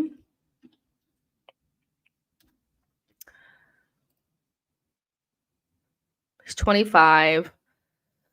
He was linked to Liverpool, and they still need a DM. Yeah, I'll have to watch one of their games in the Champions League or watch them in their league to know, because I was so focused on us that I don't really remember what he did against us, even though I think he did win the penalty. CMDM, I mean, his stats don't say anything, but that doesn't really matter. Because we know stats can be misleading. His interceptions are good, and his progressive passes are really good. So, I'll watch him in the Champions League or in one of their league matches and see. But Charles Watts did mention him, and I don't know if it was just like a hunch or he got a little word in his ear about us liking him or whatever. But if we buy another DM, they just have to be moderately priced, because Arsenal need to be fucking for real. Like, at some stage, we need to upgrade up front. And if we continuously are buying DMs and left backs, we'll never get the striker and winger and attacking mid that we need to complete the squad. So, yeah, I'm a little apprehensive about another DM, But if you brought in this guy, then you can get rid of both Partey and Jorginho. So, Arsenal are looking at midfield options ahead of the summer, with the futures of Jorginho and Thomas Partey very much in doubt right now. I'm sure Ederson's name would have been discussed given the form he has of late, but I can't say for certain whether he's a player they are seriously considering right now. It's just a bit too early for that. So it's kind of like his opinion, kind of not. But yeah, I mean, it's about time that maybe Edu brings in a Brazilian, not Marquinhos. Shai says whether Martinelli is back or not does not matter. Arteta will replace him if the right option becomes available. I'm just saying in terms of Martinelli, that the winger, that if we do bring in a winger and they're just a winger, then I would prefer them to be somebody that could potentially take Martinelli's position than somebody who's not good enough to take Martinelli's position, can't really cover multiple positions, especially if you spend a lot of money on them. So, yeah, that's why I wouldn't necessarily be like that interested in Lookman. I'd be more interested in like a Kudus, because Martinelli's a star, he can cover multiple positions. So that's all I'm saying. It's like there's no point in getting somebody else that's just another Trossard. I think that's what I'm trying to say, because like even Trossard is really useful because he can play multiple positions. But let's say you get somebody of Trossard's level on the wing, and then they can't play multiple positions. I feel like that's a waste of a player. You either want to get a better version of Trossard, or you want to get somebody that can potentially take Martinelli's position. You either want to upgrade that position or get somebody that can cover it, but cover multiple positions at a high level. That's all I'm saying, Ahmed, you're a fucking weirdo, and I am just gonna have to like get rid of you. I'm so sorry, but you're being so fucking weird. Burmy says Jorginho is going to become a coach. Wait for it. I think we should let him go be a coach and not re-sign him to play. I think we need a little bit of a shakeup. John says, what about the Colombian kid? I can't remember, but he's good. Yeah, I know who you're talking about, Richard Rios or whatever his name is. I think he's a little on the raw side. So yeah, Marco says Liverpool were all over him according to In the Know Grizz. So they'll probably go back in for him. Let's see. Let's see. It depends on how much he costs. Like, I just feel like we need to invest up front. So, I mean, like, let's say, how much do you think Atalanta would want for him? Like 50 million? Let's say he's 50 million. And then you want to bring in a striker. Depending on how much the striker costs, let's say he costs 85 million, which is the ballpark number that we've been throwing around. I don't know if Arsenal would have that much money left to get a winger, get an attacking mid. So that's why I'm a little bit apprehensive about getting another DM. And maybe that's why Arsenal would re-sign Thomas Partey potentially, so that they don't have to buy another DM and they could maybe get an attacking mid. The problem with that is we just, Thomas is just very unreliable. So, yeah. Jagoon says, don't trust Grizz. Boy says, Waneri will play right wing with Sterling if Saka is injured. Saka doesn't get injured much. I don't know if we necessarily need a right winger. I said that all summer, and people were like screaming at me. I was like, I don't think we need like a right winger, primarily right wing. It'd be nice if we got somebody that can cover both sides, but really, I feel like we need more support on the left. I feel like Saka's position is pretty set in stone. I don't think there's just certain players in your team that are not going to have competition for their place. Every team has a couple of players that have no competition for their spot. Rodri, KDB, no competition for their spot. When they're fit, they play. Salah, no competition for his spot. Fit, he plays. I feel like Saka is pretty much the same for us.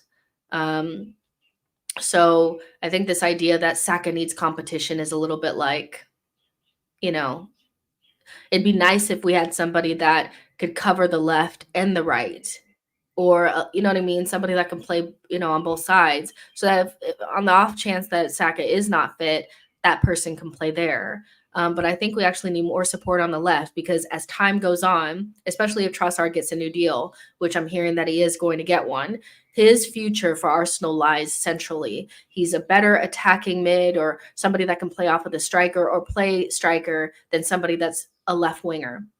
And Arteta really likes his dynamics on the left, to have somebody that's more direct, and more, you know what I mean, like more of a Martinelli type of player. So I feel like, yeah, somebody off of the left might be a better option. But like the idea that we need to buy somebody to be Saka's competition, when the left side probably could use a little bit more support, or is it less secure, I feel like is like, yeah, I don't know if Saka will ever need like competition for a spot, or we'll get it, or is that a priority? If Saka's fit, he's gonna play. You know what I'm saying? So John says, imagine if we get Rodrigo. And this is what I'm saying about, like, if you're going to spend a bunch of money on a player that like primarily just plays in one position, get somebody that's better than Martinelli, and Rodrigo also can play attacking mid and can also play on the right, which we know, but his primary position is on the left. I would love for us to get a Rodrigo. I would love to get Rodrigo. Like, I would love that. I just don't know if we have the juice for it. But Rodrigo on the left, Saka on the right, I'm sat. Martinelli on the bench, coming off of the bench. I'm there for that. That's like elite wingage, man. I'm liking that. But I'm taking that, and I feel like Arsenal should be looking to get those types of players. You don't always need, like, there's a difference to me like getting like a Rodrigo than like a Gyökeres. It's like, it's not like Gyökeres is considered like world class, so this idea that like he's the only person that can solve our problem is like, but Rodrigo is like definitely like a world-class player, and he would take us up levels, I feel. He's worth spending a shit ton on. He is. Like, he's so good. And anybody off of Real Madrid, for the most part, walks into our team. For anybody that's going to be like, but Martinelli's amazing. Martinelli is amazing, but Rodrigo is better. So, and I wouldn't turn him down. So I would love it.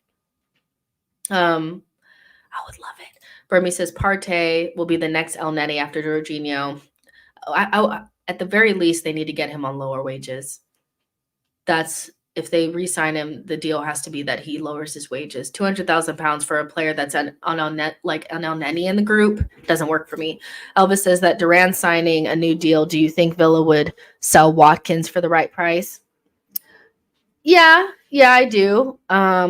They'll within the next 1 to 2 summers, they will sell one of Watkins or Duran. But if I'm Aston Villa, I'm selling Ollie Watkins. Ollie Watkins is like 29 years old. But us buying Watkins is just so lame. Let's buy our Duran. Let's buy our Isak. Why would we buy Ollie Watkins? We had an opportunity to buy Watkins and we didn't do it. So let's not go backwards. Yeah, Ollie Watkins is in December. He'll be 29. So I don't see why we would do that. Let's go get our Duran. We don't need to buy Ollie Watkins, but they will sell him. So yeah, we'll see. Des says Martinelli is only beginning and could become an Arsenal great. He can. Boy says a player that can play on both sides might interest you in a Jonathan David. Imagine Arteta doing the spit shine coaching on him. I can't stand Jonathan David. Shai says we can't be keeping Partey. Hope we win some major honors or so some extra cash comes in. I would get rid of Partey and Jorginho, to be honest. Clement says Lookman is an option on the wings. Rodrigo is better than Martinelli. Martinelli on the bench would work. Iris says Partey unreliable, but you won't say this about Odegaard, who misses a lot of important games. He already missed 4 this season. Partey ain't going anywhere. I mean, listen, if you think Odegaard's availability and Partey's availability can be compared in any way, then, my friend, we have nothing to speak about. This is the first season where Odegaard has been injured for a significant amount of time. Partey's had 1 season where he's been fit. So, even this comparison just sounds so like, well, what about Odegaard? He's missed games. Partey's been here for 5 seasons. This is his 5th season. He's had 1 season where he's played almost the entire season. Where Odegaard, for the 4 seasons that he's been here, I think Odegaard's been here for 4 seasons. Odegaard has played damn near every game in every competition for 4 seasons. So it's not comparable. I don't know why you guys get so up your ass about this guy. I really don't. He's not fit enough or available enough to have this level of stance. It's just ridiculous. What about Odegaard is like quite literally the weirdest thing I've ever heard. Maybe what about Tomiyasu makes more sense, because Tomiyasu's been just as injured as Thomas Partey since he's been here. But what about Odegaard is dumb. Like, I don't know what to tell you. What about Odegaard is just dumb. But yeah, we have nothing else to speak about. Des says, boy, Martinelli is a football genius. His unlocking has nothing to do with Kai. It has to do with the left back and Marino. Well, I'll say this. Even the best version of Martinelli does not stop me from getting Rodrigo. I'll tell you that right now. We could use another elite winger. We really could. So, yeah, I would take him. Chosen One says he's also a weirdo. So here's the thing: is Odegaard. I won't say that I don't think that there's things that he should improve upon. There are gaps in his game that he needs to improve. But he's genuinely been our player of the season 2 years running. He's been available for 90% of games for the last 4 seasons. He's been one of our best players. He's outside of Arsenal. He's considered our best player. Odegaard is just, when we talk about players, he's on the level of Saliba and Saka. Like, he's up there. We're talking about our best players in the team. his availability cannot be questioned. You can question other things for sure. Odegaard could be better at scoring goals for sure, and his influence in bigger games needs to be so much more. But questioning his availability, it's just you're flailing. You're flailing. You can't stand to hear anything negative about Thomas Partey. And if there's anybody in this group that has negative stuff about him, it's probably him. So it's not that deep. Blaze says, I don't understand why some Arsenal fans hate Odegaard so much. Marco says, as a chairman of the Martinelli Defense League, I would take Rodrigo. Yes, let him compete. Because Rodrigo can also play on both sides. Like, I mean, if Saka couldn't play, you could play Rodrigo and Martinelli too. So yeah. Boy says Martinelli, a football genius. Holy shit, what are you putting in the reefer? Martinelli has been playing a lot better in the last couple of games. He's not fully back to his best self, because his best self was so good that one season that this isn't even it, but for Arsenal to do anything this season, we need Martinelli performing. So at the very least, seeing green shoots of, positivity from him is good. But I still feel like you can upgrade. But that doesn't mean that we have to sell Martinelli, because I think Martinelli is he's not even close to somebody that I would consider selling at this stage. But would I not take a Rodrigo for him? Or I would, so that he could maintain his position. No, I'm taking Rodrigo all day long. I'd take Brahim Diaz. There's quite a few wingers that I would take.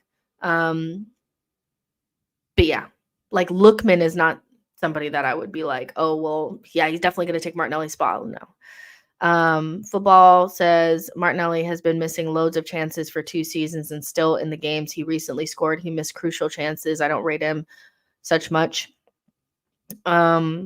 Let's see, Blaze, I don't understand. But yeah, Martinelli's doing good, and there's room for another winger. We can see that because we have Sterling in the team now. It'd be nice to replace Sterling with somebody of probably somebody that's more in their prime, or somebody that's maybe just no offense to Sterling, but somebody that has their years ahead of them. And to bring in another striker and replace Jesus. And then the midfield puzzle is the most interesting, because a lot of people would say just get a DM because you're going to lose one, if not both. I think we should bring in an attacking midfielder. And then we're going to get a defender. So knowing that we're going to get a fucking goalkeeper and a defender, you got to pick those other ones really carefully, because you're not getting a winger and an attacking midfielder and a DM and a striker. You're not getting all that. So yeah. Shai says, if he's a football genius, he would not have needed his side cater to him so much in order to put in decent performances. He's a system player. I think he's a really good winger. I think Saka is on a completely different planet, and you can't expect Martinelli to do Saka things. That being said, Martinelli does need certain environment for things to go well for him. And we're building that environment. So yeah. And the other thing is that this is what we have until probably the end of the season. So, even though we're talking about the future and stuff like that, we need these players to perform, and Martinelli is doing well for now, so we don't have to be too stringent on it, Let's see. DAJ says, does Odie walk into Madrid or City? No, he's okay and absolutely can be benched. Until then, he's our guy. I mean, none of our players walk into City or Real Madrid. So what's your point? I don't know what to tell you. Maybe Saka, but does he walk in? I don't know. Maybe to City on that right-hand side. The thing is I don't think Odegaard's going to get benched for people that are desperate for him to get benched. Why people are desperate for him to be benched, I don't get it.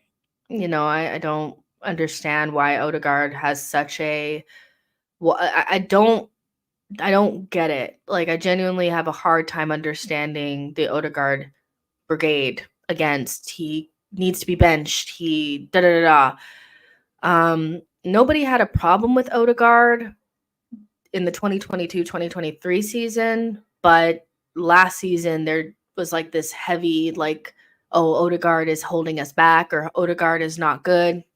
But nobody seems to take into account that Odegaard was doing two roles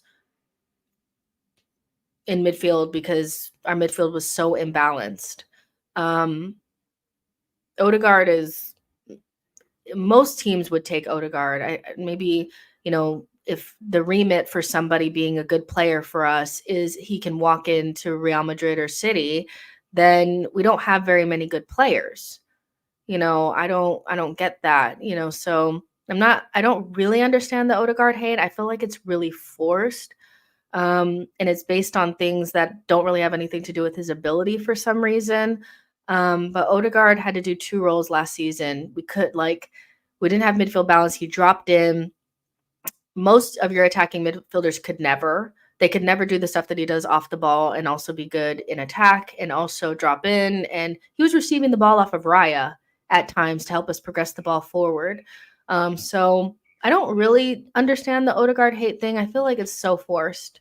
It's weird, but that's just me. Odegaard's great. Football says, is Odegaard a top 10 attacking mid in the world football right now? I mean, let's see. Who do you have? I mean, he's injured right now. I mean, you could say like just based on abilities and stuff like that. I would say Cole Palmer's in there. I would say, I'm trying to think, like Musiala, Wirtz are in there. I would say, I'm trying to think, like KDB's still in there. I don't feel like, his form or whatever takes it away from him. I'm trying to think. Liverpool don't really have an attacking mid, do they? They just play with like eights. I'm trying to think. There's nobody on Newcastle that's better than him. There's nobody on Villa that's better than him. There's nobody on Manchester United that's better than him. So you're looking at like Bayern. We already got Leverkusen because we got Musiala and Wirtz. We got Cole Palmer. You got KDB. I guess you can throw like Gundogan in there too. Barcelona have who? They have Dani Olmo. I guess you could put Dani Olmo in there. He's never had the end product isn't there, but you could just throw him in for shits and giggles. Who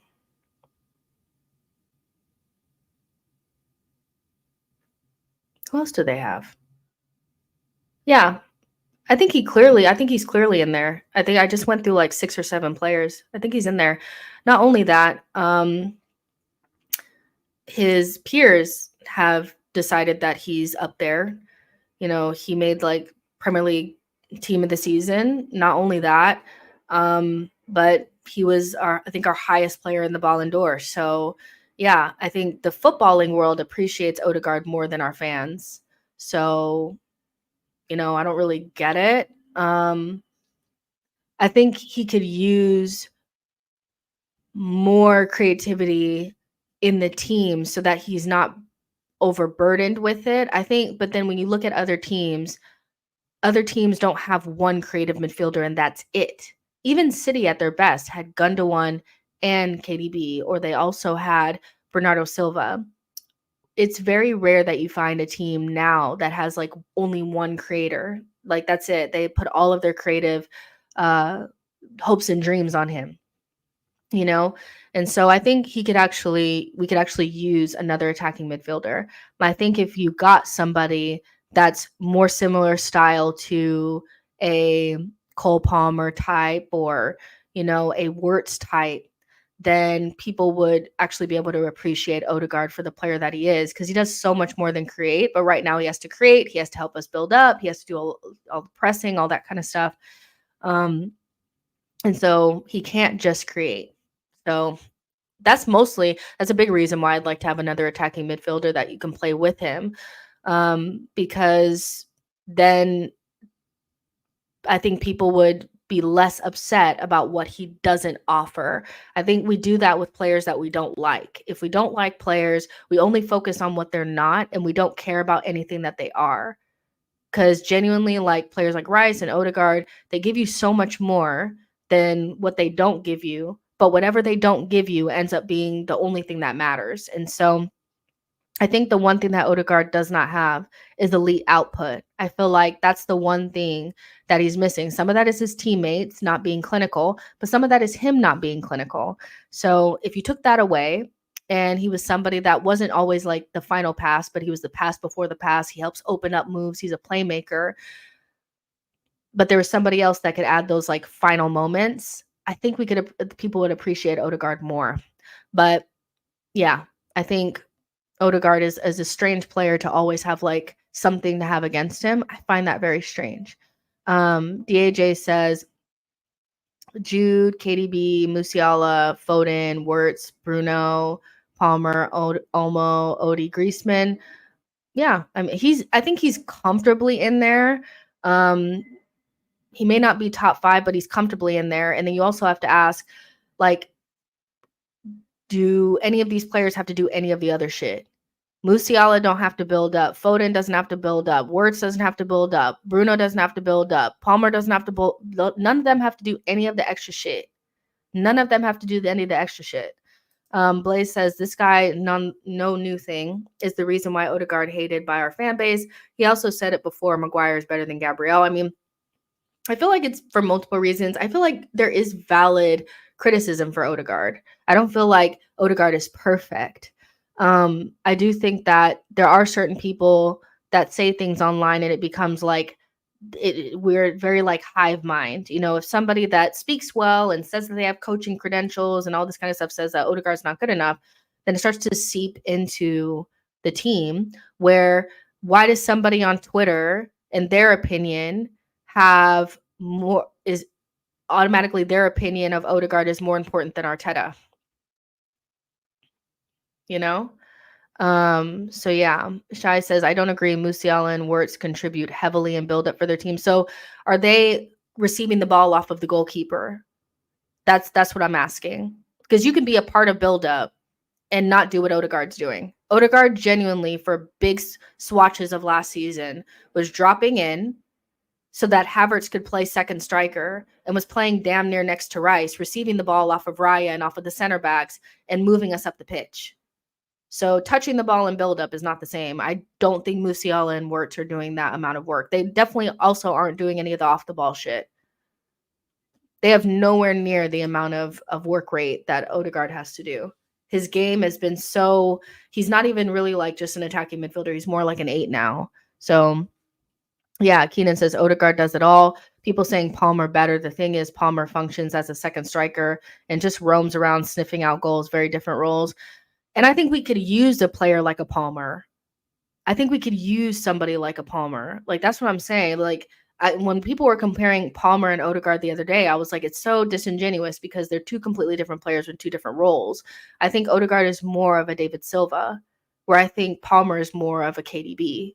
KDB wouldn't do the Odegaard role. That's not what he would do. He did a lot of the roaming and had a free roll and would just pop up near the striker and create moments. Odegaard doesn't really do that, you know? So I think a combination of the rigid way that we play at times attacking and then the role that Odegaard has doesn't allow for him to just be a creator, but I think we have room in the team for somebody like that.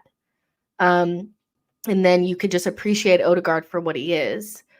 Which he's not, I don't think he's ever going to have elite output. I don't think he's ever going to have the type of output that KDB had. But do I think that you have to have a player like Odegaard in your team? Yes. You know, so yeah, that's kind of where I'm at with it.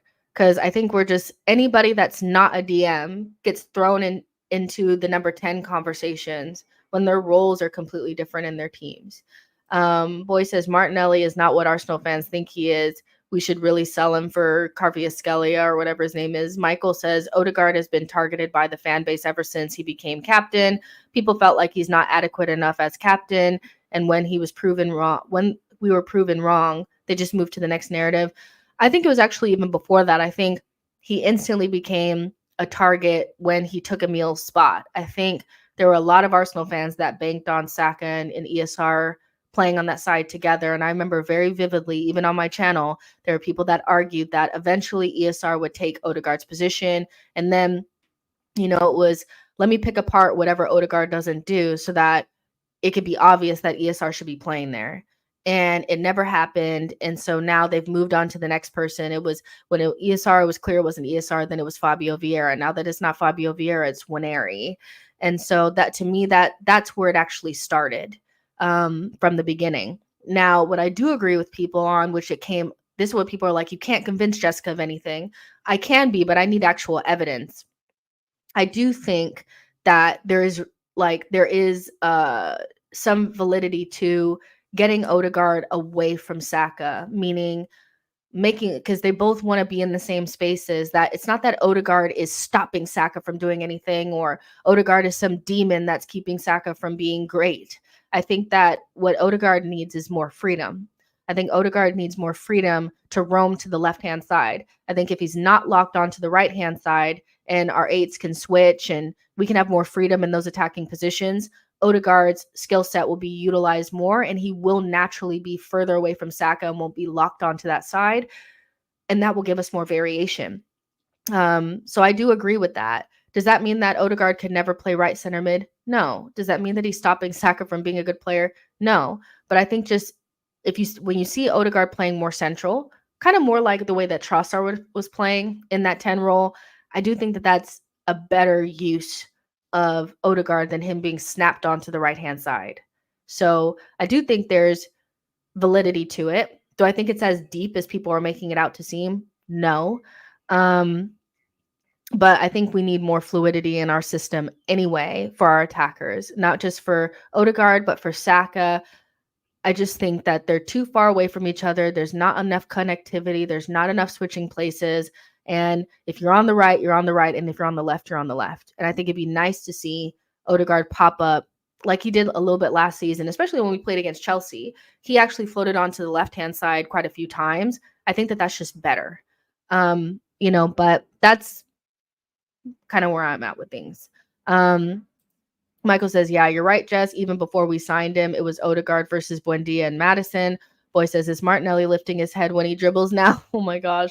Sohan says, to be fair, we've seen Odegaard last season drift to the left sometimes. Exactly. And I felt that's the best we ever saw our attack last season was when Odegaard got to pop up on the left and he had more freedom. The less freedom our attackers have, I think the worse they are. And some of that was due to Odegaard needing to drift back to help us progress because we didn't have a balanced midfield. Once Arteta binned off the whole Kai Havertz, Rice, and Odegaard thing, Odegaard got to be a little bit higher up, but it still wasn't as good as it could have been because Rice doesn't offer the creativity that we had with Xhaka. And so we're still finding our feet when it comes to our midfield. I still don't think we have our players playing in positions that naturally bring out their best abilities. I still feel like they're having to add more strings to their bow or whatever, add more tools to their toolbox to make it work. I think the sooner we get to the place where Marino's playing left center mid and Rice is playing DM, the better off we'll be, because everybody will be in positions that make them better. Marco says having Odegaard drift around means we would need to play a double pivot. There are games for that. I think we've always suited a double pivot. I think whether it's Rice and Partey, Jorginho and Rice, or even now Marino and Rice, I think our number sixes have always lent us closer to a double pivot, which is why I'm very surprised that Arteta has not why he hasn't leaned into it more. Genuinely, I don't understand why he doesn't lean into it more. I think it suits Rice more to be in a double pivot, whether that's with Jorginho or Partey. And then with Marino and Rice, I think a double pivot would be nice with Marino shuttling. And then that allows Odegaard to have more freedom, which will give us more attacking, But, Arteta just wants the left 8 to be some second striker thing. And I don't think that suits us. So yeah. Keenan says Odegaard's natural instinct is to pass and not to shoot. With that in mind, he should be playing left center mid. It would help get the most out of Nelly. Marino would help support Saka to cut inside more often. And those things could be done even with players not necessarily abandoning the positions that they're in now, with just freedom in their positions more. But I get what you guys are saying about the left center mid thing. It's not necessarily my hill to die on. I don't think Odegaard needs to move to left center mid, but I would just like to see Marino, Odegaard, and Rice just for a couple of weeks to see what that looks like, because I do think that that's the best way to get our, the best. It's the best way to get three midfielders playing in positions that suit them the best. That doesn't necessarily mean that like Marino is light years ahead of Partey, but I do think playing Partey means Rice has to suffer, and I don't feel like that's the best, So, yeah. Nico says, I've noticed Rice always makes runs and almost never comes to receive the ball and combine with the players when he plays in the 8. It's just something that Arteta does, and I think it also has something to do with the fact that he has his fullbacks inverting, that he doesn't feel like his left 8 needs to support build up as much, and they could be a part of the 5 up front. You have Martinelli hugging the touchline, then you have Rice inside, and then you have Havertz, and then you have like Saka, and then you have Odegaard popping in at places.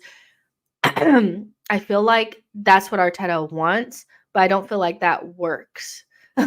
I feel like if Rice is in the attacking line, he's not involved, and that's not what we want to. That's not it. It's rough. It's hard to watch.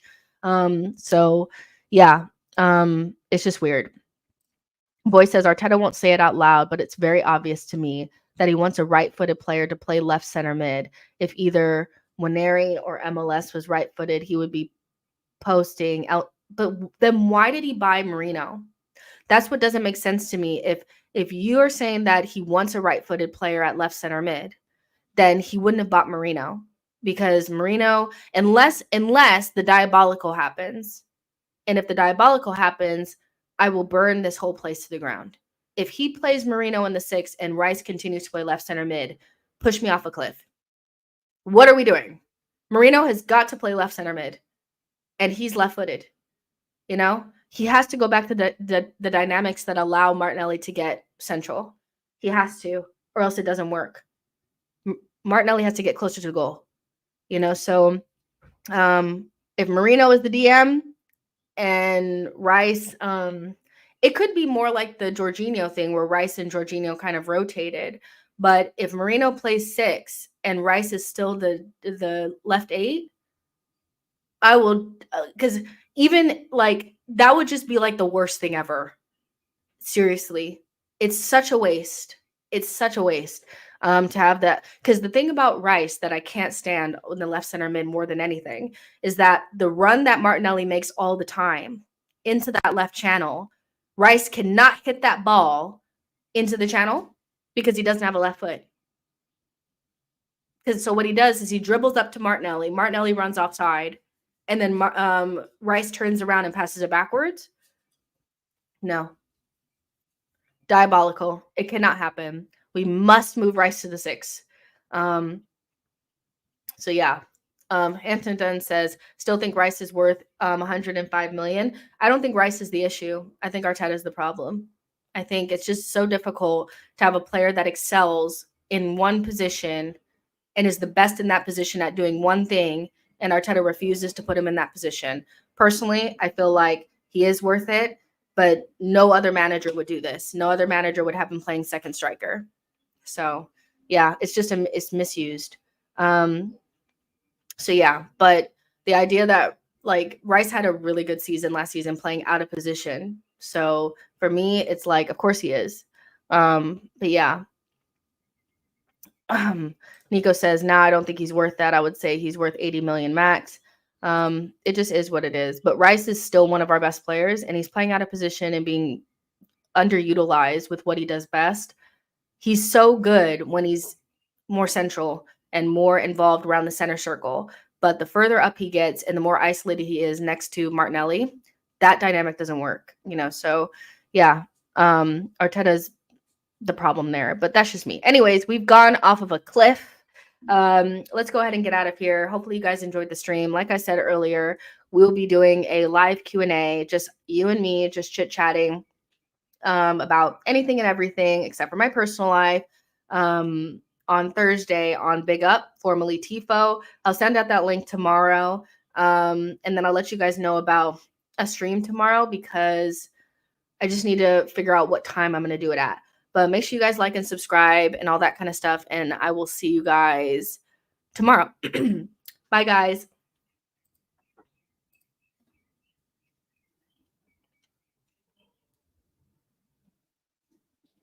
I didn't even present.